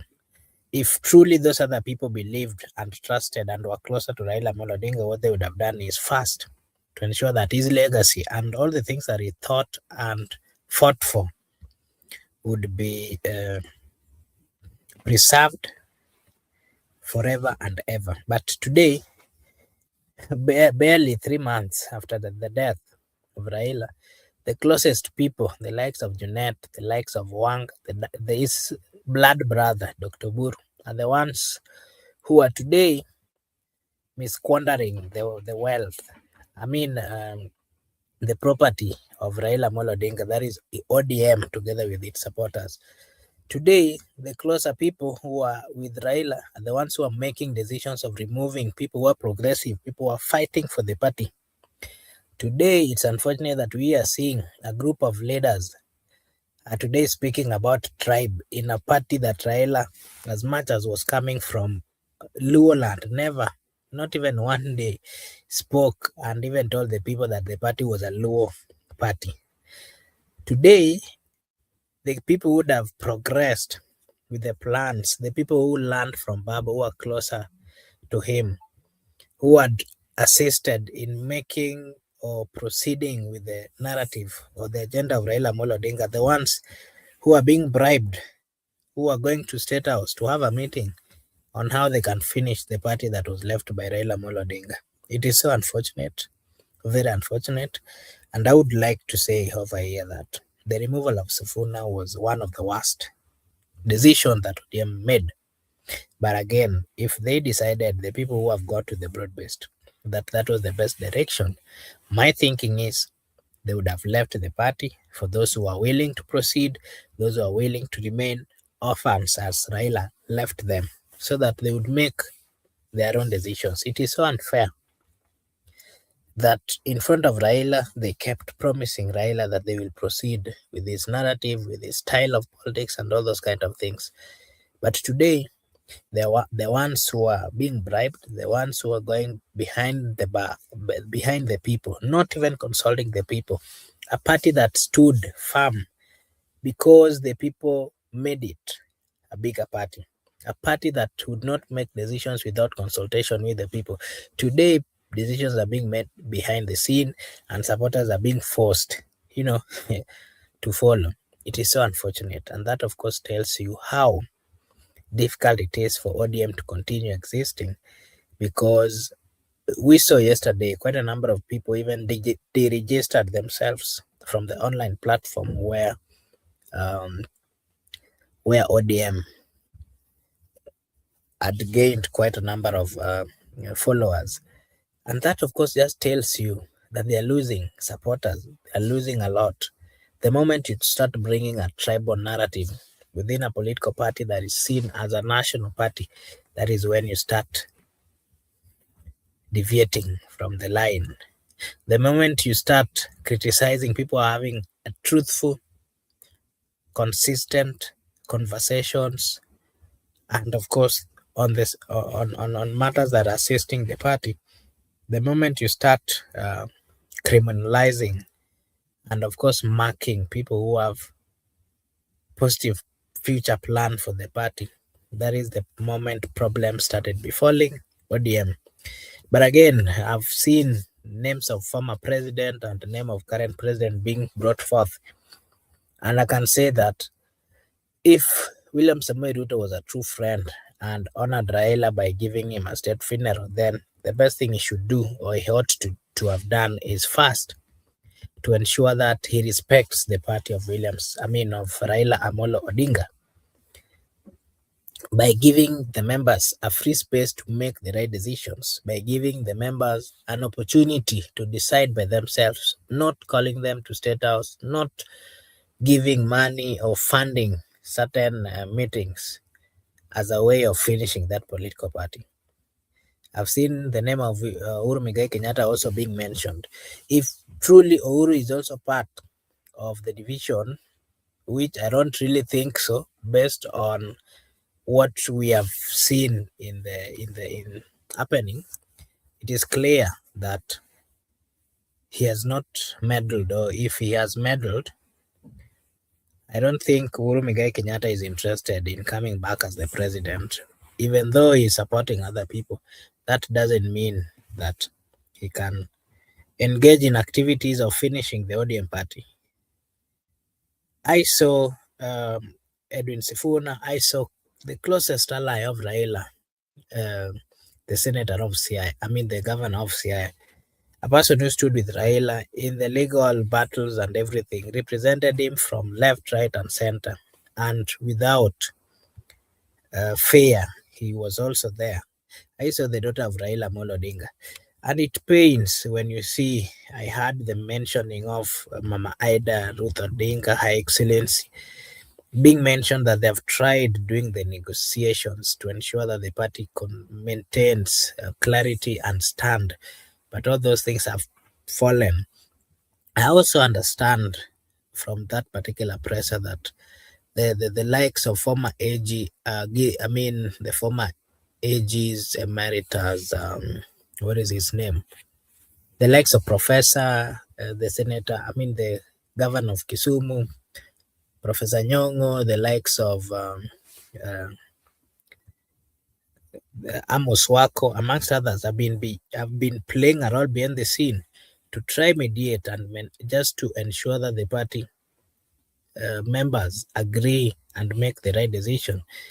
But even before they gave their views, what they saw was a resolution. And all these things just tells you how fast the party is being taken down. And so I like what the pronouncement, of course, today, that Sifuna is still not leaving.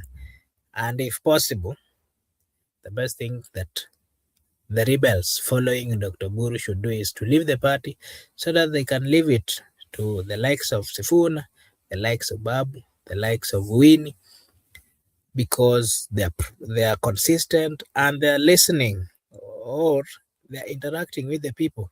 The people on ground are not happy with the political moves that are currently being shown by these particular leaders. I think that would be my take on that. But again, I did remember Sifuna saying that ODM party has a structured legal way of dealing with disputes. What made me to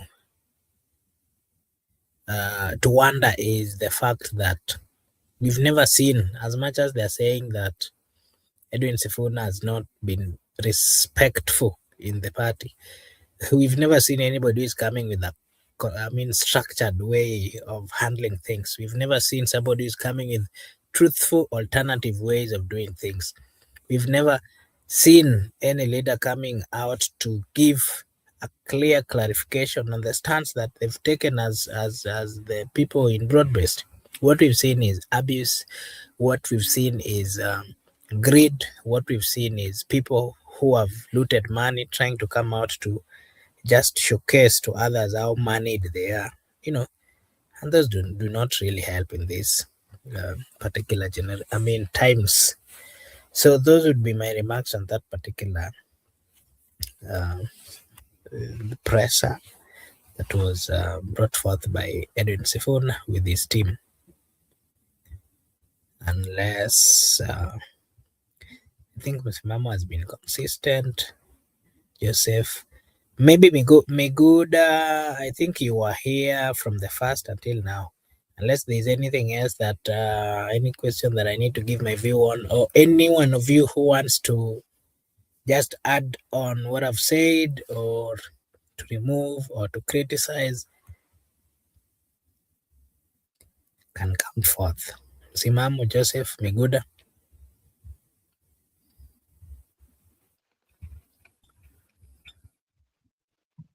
I just want to say okay, go Miguda. Have you heard this song? But they're singing Kasongo bye, bye bye, Kasongo bye. It will come to reality. Some people think that is just a joke. Then I just want to say, today we saw somebody. I don't know. People don't want to talk about this issue. There was a young man from Wajir who was approaching the president from behind. I don't know whether he wanted to hit the president because he was running too fast. Then one of the ADC assisted the president. So people are saying in the comment section that he almost saved the entire country. He was almost saving the entire country. Why are you gaslighting? Miguda? You like gaslighting too much. You're gaslighting. Sometimes we have to do so. Anyway, Marco, but do you know where that song came from? Yeah. Where did that song come from? Do you know where that song came from? No, I don't know. I just saw it. I think yesterday is when I started listening to it. Yesterday. That song came from Meru. I don't know if you remember the time the governor was being impeached, Kawira Mwangaza. You don't remember when they were singing for her? Oh, okay. I cannot got it. So it came from there. And don't forget, there's also another song in Migori of reminding the governor how he's going home. Governor bye. But one thing, I'm very shocked, Marco Bura and Miguda, as we continue talking, is what the governors have been doing in the counties. Those are things you're supposed to be talking here. There are things which made me even feel my stomach upset. Because Joseph, if you ask me, I'll say majority of them are some thieves who have been given opportunity to loot. Majority of them, and I'm not afraid to even use that word. Because, but also us as citizens, because as we talk here, Miguda and Marco Bura, we have a problem. We had a governor who came and bought wheelbarrows for 150,000 per wheelbarrow. And still that same governor was taken back to office. Now you can hear a case of where in the same county, a Christmas tree costed 4 million. You know, when you think of these issues, you even ask yourself, where are we heading to as a country? Because another one also, I heard they are doing housewarming in their that they were doing a housewarming for the speaker's house. I'm even shocked and flabbergasted, because why do we need a speaker's house? Why do we need it? These guys are not staying there forever. They are just for a time. At least for the governor's residence, we could be saying, okay, governor, even governor, I don't think they're supposed to be given houses. For what? We are supposed to only have an office of the governor and have the county assembly. You know, and I had even some counties building an office of the governor for almost 210 million. Do you know how many classrooms are those, Brother Mark, for the county? Because I was counting, if one classroom is 1 million, it means, or even we say 1.5. If it was 1 million, we can say those are almost 210 classrooms. But I'm counting it with 1.5, it's almost maybe 150 classrooms. And that area where they are building that school of that governor's residence of 110, that area, there is no classrooms. The classrooms are just devastating. There is no water in that region. I think if you want to know, you can just go and read and you see the county where we are talking about. So it is very unfortunate. It is very unfortunate. And now, right now, they have traded their guns to Sifuna. You are hearing they're saying that he's the one who has been asking them money. You even wonder yourself, what kind of, where did we go wrong as a country? Because I think devolution was supposed to be helping us, but now it has been, it seems like it is the well where they are siphoning the money from Kenya. I think it is an issue. It is a very big issue, and if it is not addressed, and I don't know how we are going to address that. I don't know, because even the governors, some of them who are in these counties, the MCAs who have been elected, they don't. There's some even have not gone to school. It's very unfortunate, but I felt very bad. And now they are the ones castigating the so-called senators who have been going there to do oversight over them. It's very unfortunate.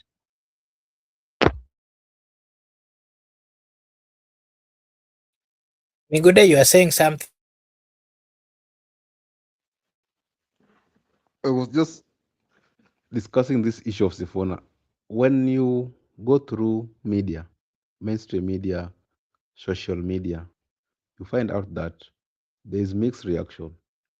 Very many people have reacted to the dismissal of Sifuna from SG of the ODM yesterday. Also, if you look at the poor contributor, are young people, they are dissatisfied with that decision, and most of the people did not welcome it. I think Sifuna already had make a mark, already had a trademark, and people believe in him. People are following him, and people also viewed him as someone who actually can point out bad governance and even issues with the violation of human rights.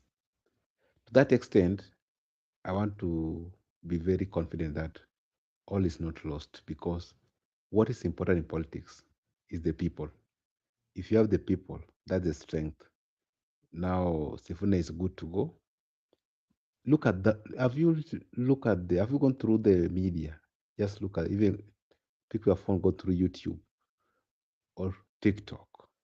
You'll find that there are many people, look at their faces, young people who are supporting Sifuna. They got his back. So I just want to say it is not precedented. Like what Joseph said yesterday, that even people have been kicked before. But have you noticed this one for Sifuna is a different one? Indeed, it's a different one. This is unprecedented in this country. The time Sifuna has been relieved from his duty, there have been mixed and I think even the tribunal was instructed to stop what the NEC already made, because the intels were received by the people who plotted the deal, and they were told that Sifuna has left with the people. there's no ODM. The people are not there, and that's why they have to hold into that decision. And that's why right now, if we hear from Junet and the teams, they're saying we have NDC 27, come to NDC. They're now welcoming to NDC because they have realized that their decision is unpopular, very unpopular. People have left ODM. They have been briefed that whatever you did yesterday is something that is not going to work well for you people, because the people you claim to have behind you, they are no more with you. They have taken a different route. So things the way they are, it's just a matter of time. But what should be very much important is that they have tried so many times to bribe Sifuna. They have tried so many times to kill him. They can't bribe him. They can't get him, either poisoning him or whatever they want to do to him. So what do? They want to deal with him now through the SG and also fronting Jalas against him. If they cannot assassinate you, they cannot bribe you, they will do for you political assassination, or they will make sure that you don't get your term because you are stubborn. They are not comfortable with your presence into the government. And if they can get you, they will do for you those things which I've told you. And if you are afraid, a coward, you'll submit and take bribe, then you sing to term. You become a praise worship in that choir. And that's why people like Orengo were speaking very much bold, defending Sifuna, because they have been through fire. People like Orengo have been through fire. The bribe failed. You understand what happened to Orengo previously. I don't want to go into details. But right now, they want to impeach him because they have failed to remove him from the system. So we need bold men like Sifuna who can stand the test of time. That's why I'm glad, because if they could have managed to buy everybody, we could not have even have a voice who represent the majority, the silent majority. So Heko to Sifuna, and that's why I was very clear. I'm not changing my mind that they're going to give certificate. I'm not going to support that team for Buru. Sifuna, even if he's not going to be elected Nairobi senatorial, we are going to hang with him in the corridors of justice. We'll hang with him along in the corridors of justice. We'll meet somewhere and we move on as Kenyans. So, Makobura, back to you. Lakini Marco Bura, Miguda, how you think? Sifuna for senatorial, that is a given. That one is a given. That one I can promise you.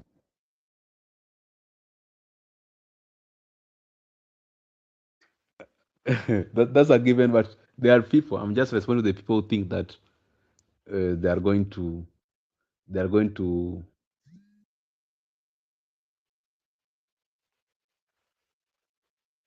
contest Sifuna. I'm responding to them that think that by doing all those things, now they want to assassinate him politically.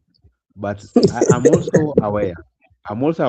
About senatorial. Yesterday I said here, senatorial, they have just given him through pass. Hey, Joseph, you know what I'm saying. He's not through pass, Miguda. They have not given him through pass. They know he's going to damage them. There is no through pass, Miguda. They know. Let me ask you a question.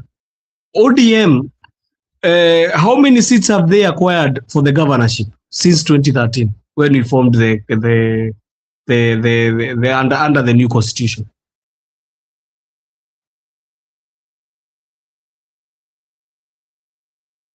Miguda.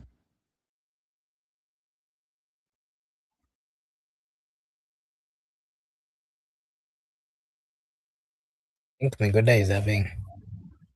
Miguda, is there? I think he's having a problem with his internet. Okay. I wanted him to answer me that. Okay, you can continue with the discussion, no problem. I think he'll come back and answer. Okay, maybe Msimamo, you have something you want to say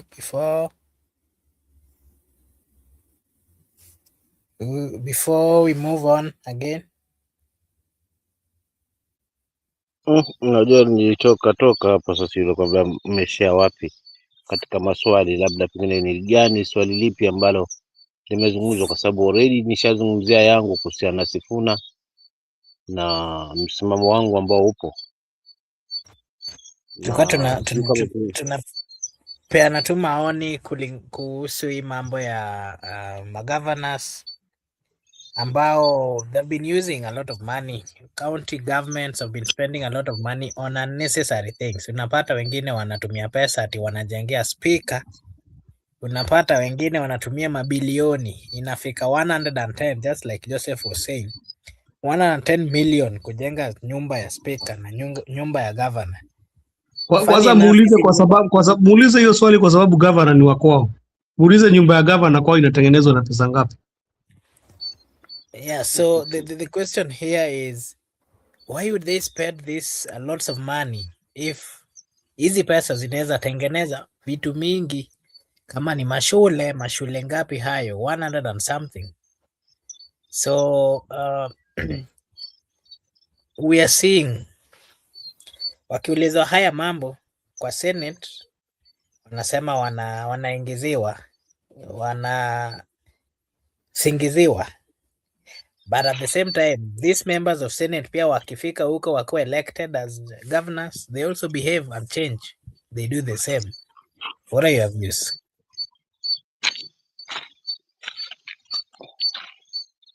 Yeah. Unajua hawa wote ni mchecheto.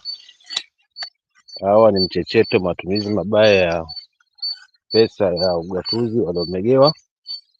Sasa wanakwepa, si wanataka waulizwe kisiasa, ama wakiulizwa maswali ambayo yana undani zaidi ya kuhusiana na matumizi ya hela, basi na hawana cha kujibu, inakuwa ngumu. So lazima watafutana na vitu vingine, visababu vingine, lakini ukweli wanaficha wasije wakaanikwa machoni, kwa sababu hii Senate sasa hivi inawaanika magavana machoni mwa mwananchi vibaya mno. Nani? Mbona kusa kwamba nakunuka kifijere maana wanajitani mahindi.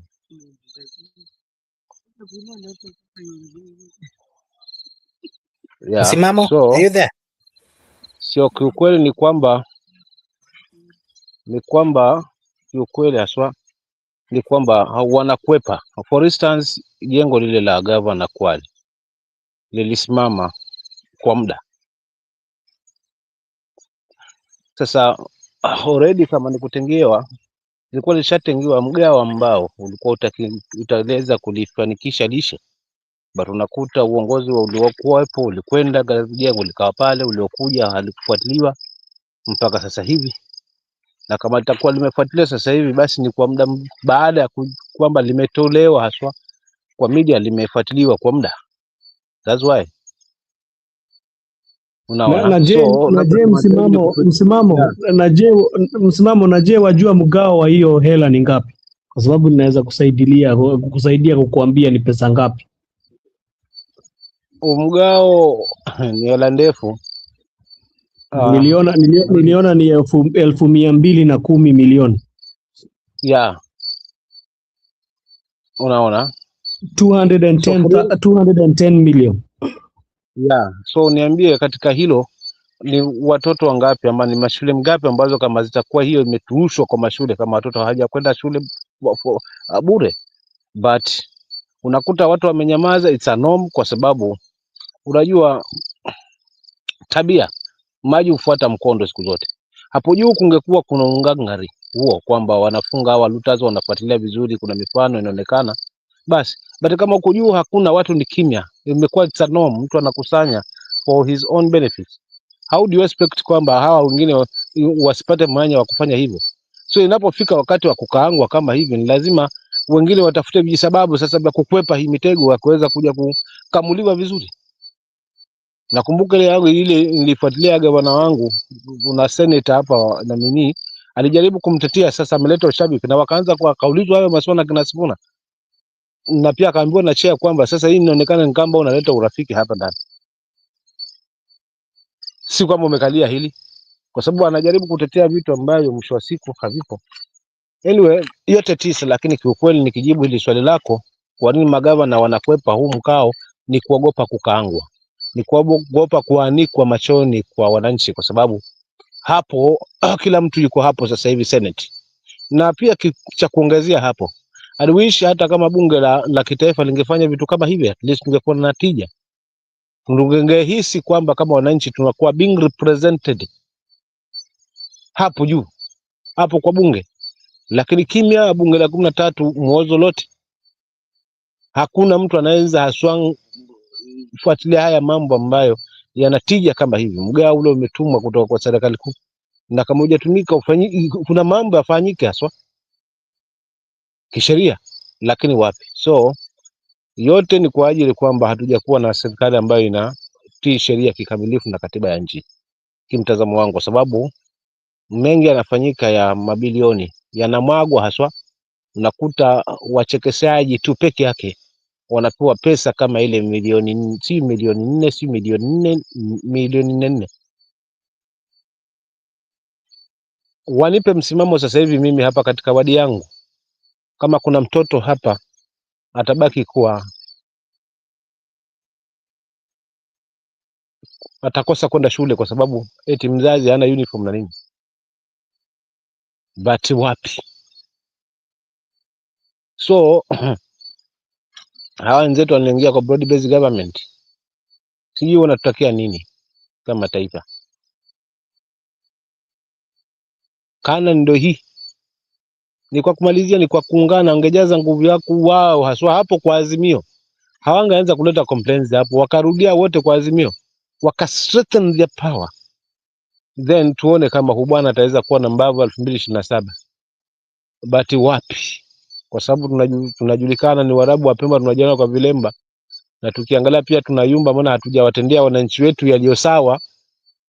Basi ni lazima tutafute kwenye mbavu angalau tubebwe kikampeni, la pia ikiwezekana wakati wa goli la mkono kama Rifa atakuwa wetu, maybe naweza bahatika pia na mimi nikafunga goli la mkono. Uongo, nitaachia hapa. Asante.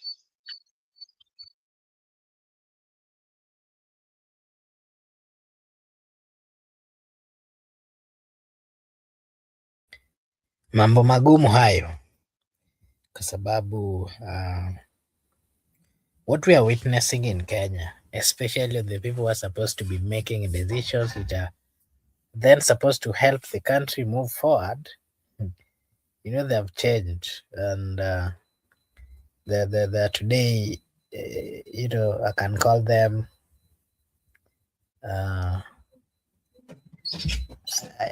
I even lack the word to use, but all we can see is a pure demonstration of lack of humanity among the political class, high level of greed, and sometimes it even becomes difficult to comment on. Joseph, what are your views? Wakisema ya kwamba the senators are not supposed to ask them, or wakisema ya kwamba senators are making their lives difficult by the many questions that they are asking. Thank you, Makobura. I want to answer that question vividly, is that they cannot say that the senators are making their life difficult. How are they going to say senators are making their life difficult? Senators are the ones who are fighting for them to get this money. They are the ones who are even drafting how the money is going to be increased from the money that is going to be given to the county is going to be increased. Some of them even got angry. Sisi tuko hapa Senate tunapigania vile nyinyi mtaongezewa pesa kwa county. Nyinyi wenyewe mko huko mnatumia pesa vile mnapenda kiholela. Nasikia mwingine mpaka alienda akatumia pesa ya maendeleo kuenda kufanya kampeni ya ama kufanya sijui shughuli ya bodaboda huko. It's very unfortunate. It's very, very unfortunate. Then they start saying that the senators don't need. I think they want to be soothed. Why do we have to soothe them? This is not their money, bwana. Hisi pesa yao. Kwa nini tuanze kusoothe magavana ati tutawapeleka polepole? Hii pesa wanafaa they account for every penny that they have taken. Kwa sababu if there is no development, there is even I feel even ashamed that some certain counties they have been given. You know, today I was going perusing through the morning where they come and peruse the gazettes, e-gazette, and they were saying that in a certain region that kids are going to school so that they can have lunch, and they go back home. But when they hear there is no lunch, they are not going to school because at home there is nothing to eat. And you can even imagine that the county government of that region has been given money since throughout, and they cannot be able even to build boreholes for them to do irrigation. We have been seeing things that are happening in other certain counties, and some people have been talking about them. Even the people around there, you know, it's very strange that people were called for a meeting, and it is a dry, stricken area, and they instead of the government knowing how they are going to be able to feed these people and give them some relief food, they brought for them mkate and soda. It was shaming. Those guys, even they left those mkate and soda there. So when you think about that and you try to bring in even the conflict that is going to ODM, you really wonder yourself, was Raila fighting for them to be in power so that he can be able to see the destruction that has been done by this government? I quite think it's not what Raila's fight was for. So these are the things that we are still tackling here down, and we are being told that tunaelekea Singapore. I think even the song the in itself, hiyo brand ya kuenda in Singapore ilishaisha, because I don't think even they know what they are doing. They are saying we have a president who flip-flops every time. Mara ako Singapore, mara sijui tutafanya nini, tutaenda wapi, it's very confusing. And I think this is the first time you have ever had a confused president whose his ideas or his saying in the mouth is not what is reflecting on the ground.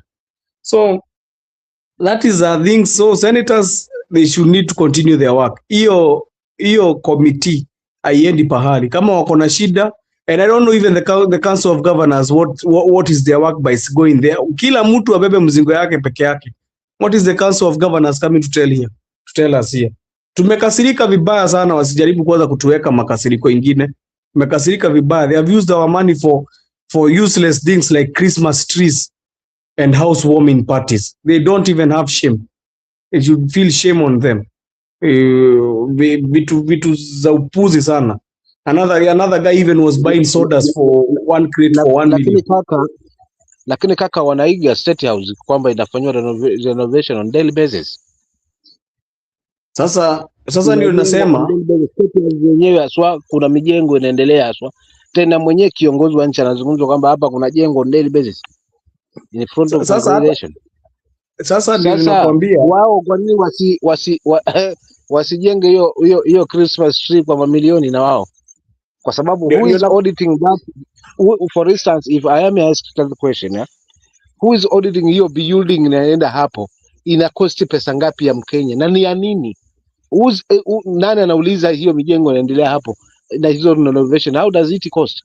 Na kama pengine iko surpass ya budget, vyombo husika vinavyohusiana na masuala hayo ya kutetea swala la rasilimali vinafanya nini?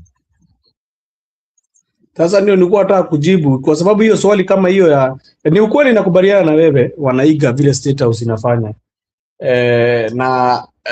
Kwa kusema ukweli, wale watu wanafaa kuangalia hao jamaa ni wabunge wa National Assembly ambao ni ma MP, na wameshindwa na ile kazi inafaa imewapeleka bunge. Wengi wao wameshindwa, hata si kushindwa, wengi wao wamelala na hiyo serikali na hao watu kwa sababu hao wakishapatiwa pesa wamesha chiba, ni hivyo. Hawezi shinda wakiuliza maswali mingi. So ninafurahia sana kidogo nikiona Senate ikijaribu ku streamline counties kabisa, kwa sababu ninaona wanauliza maswali ambayo zinafaa. Na umeona mpaka kuna jamaa hapo chini, sijui kama ni jamaa lakini amekuandikia Karinda, my governor used industrial park money for Nduthi or boda rally. And wacha nikwambie, unajua Karinda mwenyewe ni nani? Kwa sababu huyu ni governor wa Embu na mwenyewe ameshika kitu gani kwenye hiyo chama yao. Yeye ndio chairperson wa UDA na UDA ndio chama ambayo inaongoza Kenya. So hakuna tofauti ya vile, ndio umekuja ukasema swali mzuri ama ukasema statement mzuri. Wanaiga State House kwa sababu hata ile chama yenyewe inaongoza pia inaongoza kwa hiyo ukora. Chama yenyewe ni ukora. Na ndio unaona mpaka unasikia mambo zingine zinafanyika kwa nini, kwa hata hizo forums wameenda ati sijui ni kufanya ati by elections za chama, unapata imejaa corruption kwa sababu wameiga mfano wa ule kiongozi wao, na huyo kiongozi wao ni mwizi. Na alafu sasa hivi hawa broad based government ya hawa ODM ya broad based government wanasema among those 10 point agenda, 1 ni ya kutetea pesa za ugaduzi, zifike bilioni 4, zifike milioni 4, sijaelewa hapo, zishuke haswa bilioni 4 na kitu, zishuke kwa county. Wao sasa wanasema katika mkataba ambao walisaini baina ya baba na kiongozi wa UDA ni kwamba miongoni ya pota jana ni kwamba huo mgao wa county uzidi pesa izidi kuletwa karibu na mwananchi, kwa sababu ndivyo wanavyotudanganya. Ikiwa hii tayari kidogo tu imefanywa haya, na hii nyingi kama hii imekosa matunzo, hii kidogo tu inafanywa yasio kwa natija, je, hiyo nyingi ambao wanaizungumzia ama ni kutudanganya tu, kutufumba macho tu na kutuuzia matumaini, lakini mwisho wa siku kama pengine utashuka huo mgao ni kujiongezea pia minofu? Si watueleze. Lakini hakuna siku yoyote kutakuwa na oversight ya makaunti, kwa sababu wale watu wanafaa ku-oversight hiyo county. Bwana Msimamo, hata si senators kwanza, inafaa kuanza na wale MCA wamechaguliwa kwa hilo eneo, na wenyewe hao ma MCA wamechaguliwa kwa hiyo eneo, wengi wao hata wamerushwa kwa mfuko ya governor, kwa sababu hata mshahara ile wanalipwa iko tu. Lakini unajua sasa governor mwenyewe akikuja juu amechukua mabilioni za pesa, akuja wajaribu kuwaambia nitawahonga, hata msilete mswada wa kuanza kuchunguza mambo ya county, utapata wamenyamaza, kwa sababu hizo ni zile mambo tunapata zinaendelea kwa Senate. Hiyo mambo ingeanza kwanza kudiskasiwa kwa bunge la county, na ni very unfortunate kwa sababu tumetengeneza hizi bunge za kazi gani? Why do we have the county assembly? Ni za nini kama hizi issues haziwezi enda kuongelelewa huko? Afadhali ile wakati tu tulikuwa na makansela, tujue tu ni makansela wako tu hapo, hatuna magavana, tuko tu hivyo, kuliko tukue na manyumba vimetengenezwa vifahari. Naona wametengeneza viti wamekalia hapo, hata wengine unapata wamesinzia kwa county assembly, lakini zile vitu wanaongea ni upuzi mtupu. Hawaongei kuhusu zile vitu auoni paka wakiita mpaka huyo auditor general wa county kumuuliza maswali. Hawamuiti kwa bunge kumuuliza maswali. Speaker mwenyewe amelala kitanda moja na governor. Kwa hiyo pesa unasikia speaker mmoja wa county ametengenezewa nyumba, wanaenda kufanya housewarming, imetolewa na huyo governor. Utadhani hiyo speaker atatoa huyo governor? Hataweza kumtoa, watakuwa wamelala kwa kitanda moja kila wakati. Ndio nakwambia mimi hapo umegonga ndipo kaka. Hapo umegonga ndipo ndugu yangu kabisa yani. Na mimi sioni haja ya sisi. Mimi kitu moja nilikuwa nayo nilikuwa na matumaini mingi sana na hizi county. Lakini hizi county kile kimekuja kujulikana ni hizi county zimekuwa ndio shimo la pesa kupotelea. Na si zote, kwa sababu kunazo zinafanya kazi brother Msimamo. Si zote. Kunazo pia unapata zinaibwa pesa kidogo, lakini mambo ile inafanywa kule ndani, inafanywa mambo unapata hiyo pesa inatumika. Na ni county kadhaa ukienda uangalie utaona maendeleo. Pia hii inakuja tu kwa swali moja Mzalendo Msimamo. umeona kuna fund fulani inaitwa CDF. Ukiangalia CDF kuna watu imesaidia na kuna wengine haijasaidia. So ukienda kuangalia juu matamshi ya mwisho ya baba yalikuwa ataki CDF. Nakumbuka hiyo ndio matamshi ya baba ya mwisho. Na saizi unapata akina Badi wale wanasema ati ndio wanapigania baba ndio wako mstari wa mbele kusema tunataka kuleta CDF na kuiongezea pesa. Lakini ukiangalia kwa undani unapata kunao watu wanafanya unajua wale watu ninasema juu wamejulikana wako Kenya mzima wanajulikana wale watu wanafanya kazi na CDF. Lakini unapata kuna watu wengine brother msimamo hawajafanya kitu na hiyo CDF. Hawajafanya kitu chochote. Paka hizo basari za wapeani. So I think this needs good leadership. Kwa sababu mimi nimekuja hapa nikaambia Marco Bura, sisi kama wananchi pia tuko na makosa. Kitu ya kwanza ni kuna governor ambaye alinunua baro za 1,150. Moja ilikuwa inatoka 1,150. Kuna governor ambaye alikuwa anatunua kati za 1,300. Lakini hao magavana walirudishwa na wananchi. So ukiangalia kwa undani nani yako na shida? Ni wananchi wako na shida kiakili kweli ama ni governor? Kwa sababu huwezi rudisha mtu amenunua na mwingine anasikia amenunua mpaka kreti moja ya soda milioni. Ukiangalia watu pia unaona watu pia wako na upuzi fulani kwa sababu hii ni mambo yanafaa unamalizana na huyo mtu kabisa. Huyo jamaa walimtoa na baada ya kumtoa alienda akaandikwa akakuwa speaker wa Senate. Baadaye akakaa amerudi sasa kuwa governor. Huyo governor umesikia kwa hiyo county ndio anatununua mti ya Christmas. Kwanza ile kitu inanikasirisha zaidi ni hiyo Christmas tree iliwekwa wakati wa September.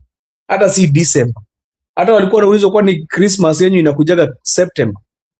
So the evolution was supposed to change. Kwanza ingekuwa imebadilisha county mingi sana msimamo. Na nadhani kwanza kwa wale ingekuwa imeongoza kwa makaunti ambayo zingekuwa zimeongoza kwa sababu ile mgao inapewa Kwale na hizi eneo ziko na shida ya wacha tuseme ya kiweather ama kinini zinapewa mgao mkubwa sana lakini hauoni hiyo pesa ikienda pahali.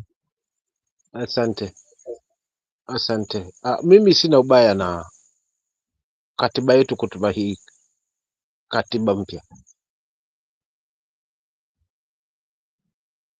Kitu ambacho kipo ni uongozi mbovu tuko nao. Wanakinzana haswa muongozo wa katiba dhidi ya ugatuzi. Yale yaliyoandikwa haswa ndani ya katiba kuhusiana na ugatuzi yangefuatwa kikamilifu, basi yule mlengo ambaye mwananchi angefikiwa kikamilifu. But kuna wale ambao wameikalia kwa ugatuzi unapelekwa vyenye ambavyo utafaidisha wachache, wengine waondokee tu kula makombo. Gazo wamenikosha hapa niliposema hata MCAs wetu wanachangia hili kwa sababu wako na bunge.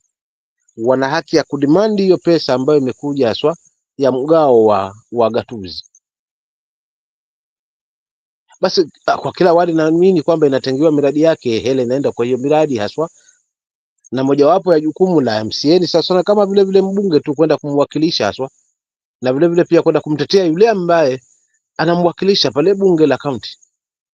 Kwa hiyo kwenda pale kinyamaza na kutosheka lilo pale kwamba ndio ameuza haswa jamii yake, ndio hawa huja sasa kipindi cha mwisho kama hivi kuelekea wakati wa kura, watu wako busy, kila mradi unatengenezwa, kila mtu anafikiwa, ili mradi pakipita hapa sasa watu wanarudi katika hali yao. Wana miaka 3 kwanza ya kujiweka sawa, ama miaka 4, miaka 2 ya mwisho sasa ndio pale tulipoonywa na mzee Uhuru akatuambia tuchunge, tusipate kwa 5 moja yako, 2 za huyu na moja ya mwananchi na 5 zangu.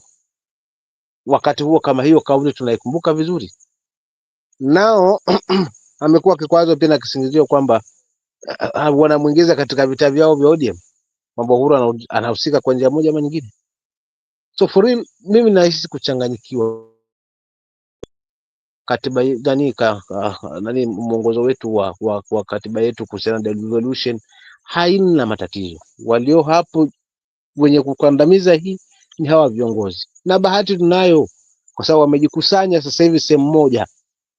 Wale walikuwa wanaandamana na baba, baada ya baba kuondoka, baada wasimame na legacy ya baba kwamba ni chama cha Wakenya wote, ni chama cha kitaifa, kimeregeshwa sasa ni chama cha wachache, na wamerejea katika huo msitu.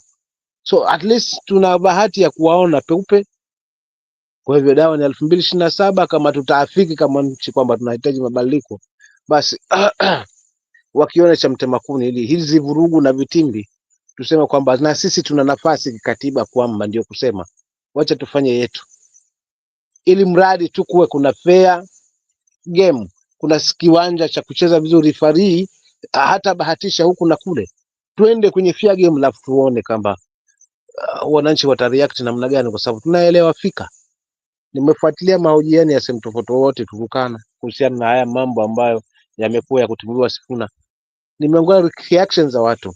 Kati ya watu wawili ambao wanapongeza, basi nyuma yake kuna watu 4 5 ambao wameweza kuandamana na Sifuna. Kila mahali, even Kisumu kwenyewe haswa, kwa interview nimeangalia haswa kwa baadhi ya channel kama vile TV47 kuangalia ile reaction, wananchi wamechukuliaje. Wananchi wana say yao na hawa viongozi nao wana say yao.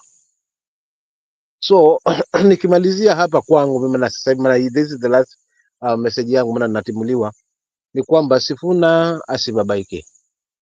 Kumpiga chura teki siku zote siko kumuua, ni bali ni kumuongezea mwendo, na Mungu ana sababu nyingi za kumtoa mtu mahali aswa, na mahali amemweka aswa.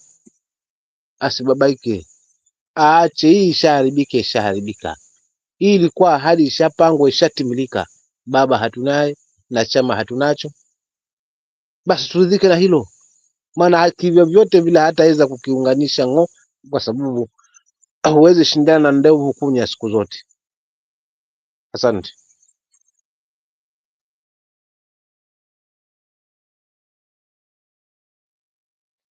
Okay. Thank you so much Msimamo. Thank you so much Joseph. Na I think sasa tutamaliza tu Joseph, unless kama kuna mambo ambayo bado unataka kuzungumzia, naweza tupea maoni yako ya mwisho. Brother Marco Buda, asante sana kwa kutuhost leo kwa hii kipindi. Thank you so much, and thank you for the listeners who are listening to us in this program. It's always a pleasure to be together amongst Kenyans of like-minded. They have like-minded. They have like minds, and they always come here to engage us. I don't know if Brother Mike Guda did not come back. I was hoping he could come back so that he could answer me, but we are going to find each other tomorrow, God willing. But one thing you did not answer me. Did you answer me about the big greatest football team in the world? That one you did not answer me. I hope you're going to answer. Timu ni Manchester United. Hizo zingine ni mambo ingine, hatuwezi hizo zingine ni one time. So as we are winding up, I want to wish everybody a good night. Oh, sorry. Yeah. Thank you so much. I now know. We are near each other. You are in Embu. I'm from in Kirinyaga, but I come from Nairobi, so my vote is in Nairobi. Mimi mwenyewe naenda kuwekea Sifuna. Mimi kura yangu moja ajue already yako nayo. Mimi hiyo sichezangi. Hiyo hata ni kitu, si ati ni saizi nimeanza kumpigia kura. Nimekuwa nikipigia kura from 20 I think he came for a senator in 2022. So, and I'll continue voting for him, because if there is one person who is eloquent in Nairobi politics, the only person remaining eloquent in Nairobi politics is Sifuna. I think the legs of Fanya Mambo, they are trying their best to come up, but Sifuna is a voice to reckon with. And that one is somebody even I very easily give my vote. If there's somebody I very easily give my vote, even without any conscience or I need to take my time to think about anything, it's certainly Sifuna. And I hope the best also for Babu Owino. I've never voted for him because he has been MP for Embakasi. I'm from Dagoretti South. So I'm hoping we are going to meet.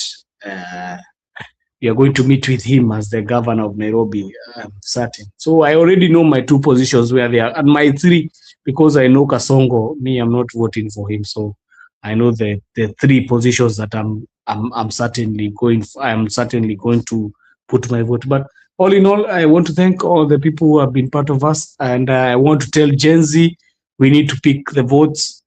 We need to pick our identity cards. Let us pick our identity cards. Let's tutokee tuende to register to vote. Please, please, please. This country is yours. We need to forge together with you. Hakuna siku tutakushinda tukisemaga viongozi wa kesho. Marco Bura, tumeambiwa sisi ni viongozi wa kesho mpaka sijui hiyo kesho kama ilihama ikaenda sasa kwa mwezi ama ilienda Mars. Hata tumechoka sasa kuambia mambo ya viongozi wa kesho. Kama kuna wazee wako miaka 82 na bado ndio wanajifanya ndio makatibu wa vitu. I think hii ni wakati sasa vijana tuchukue uongozi wa nchi. And I'm pleading with the young people, let us come out and register as voters. So thank you, Marco Bura, for hosting us. Asante sana. Okay, thank you so much, Joseph, for as well finding time to be with us up to this time. Simamo, thank you so much. Miguda, thank you so much, and as well Brother Benson himself. Allow me to acknowledge the is it MOU? Thank you so much for finding time to be with us. We really appreciate. Thank you for consistent interaction with us. Thank you so much, Praklit. Asante sana. Benjamin Ndakala, thank you so much. Good friend Shaima, thank you so much. Really appreciate.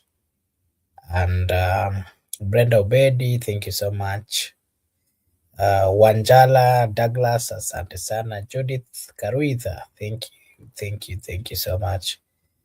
We really appreciate your support and your continued viewership. Austin, thank you so much, and everyone else who joined us.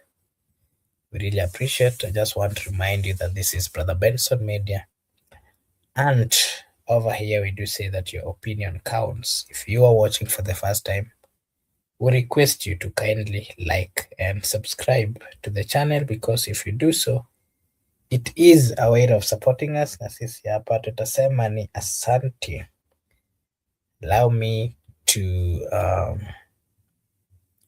just wish you all a blessed night, a blessed morning, a blessed afternoon, a blessed evening from wherever you're watching us from. We really appreciate your presence. May God bless you. See you again tomorrow. Bye-bye for now.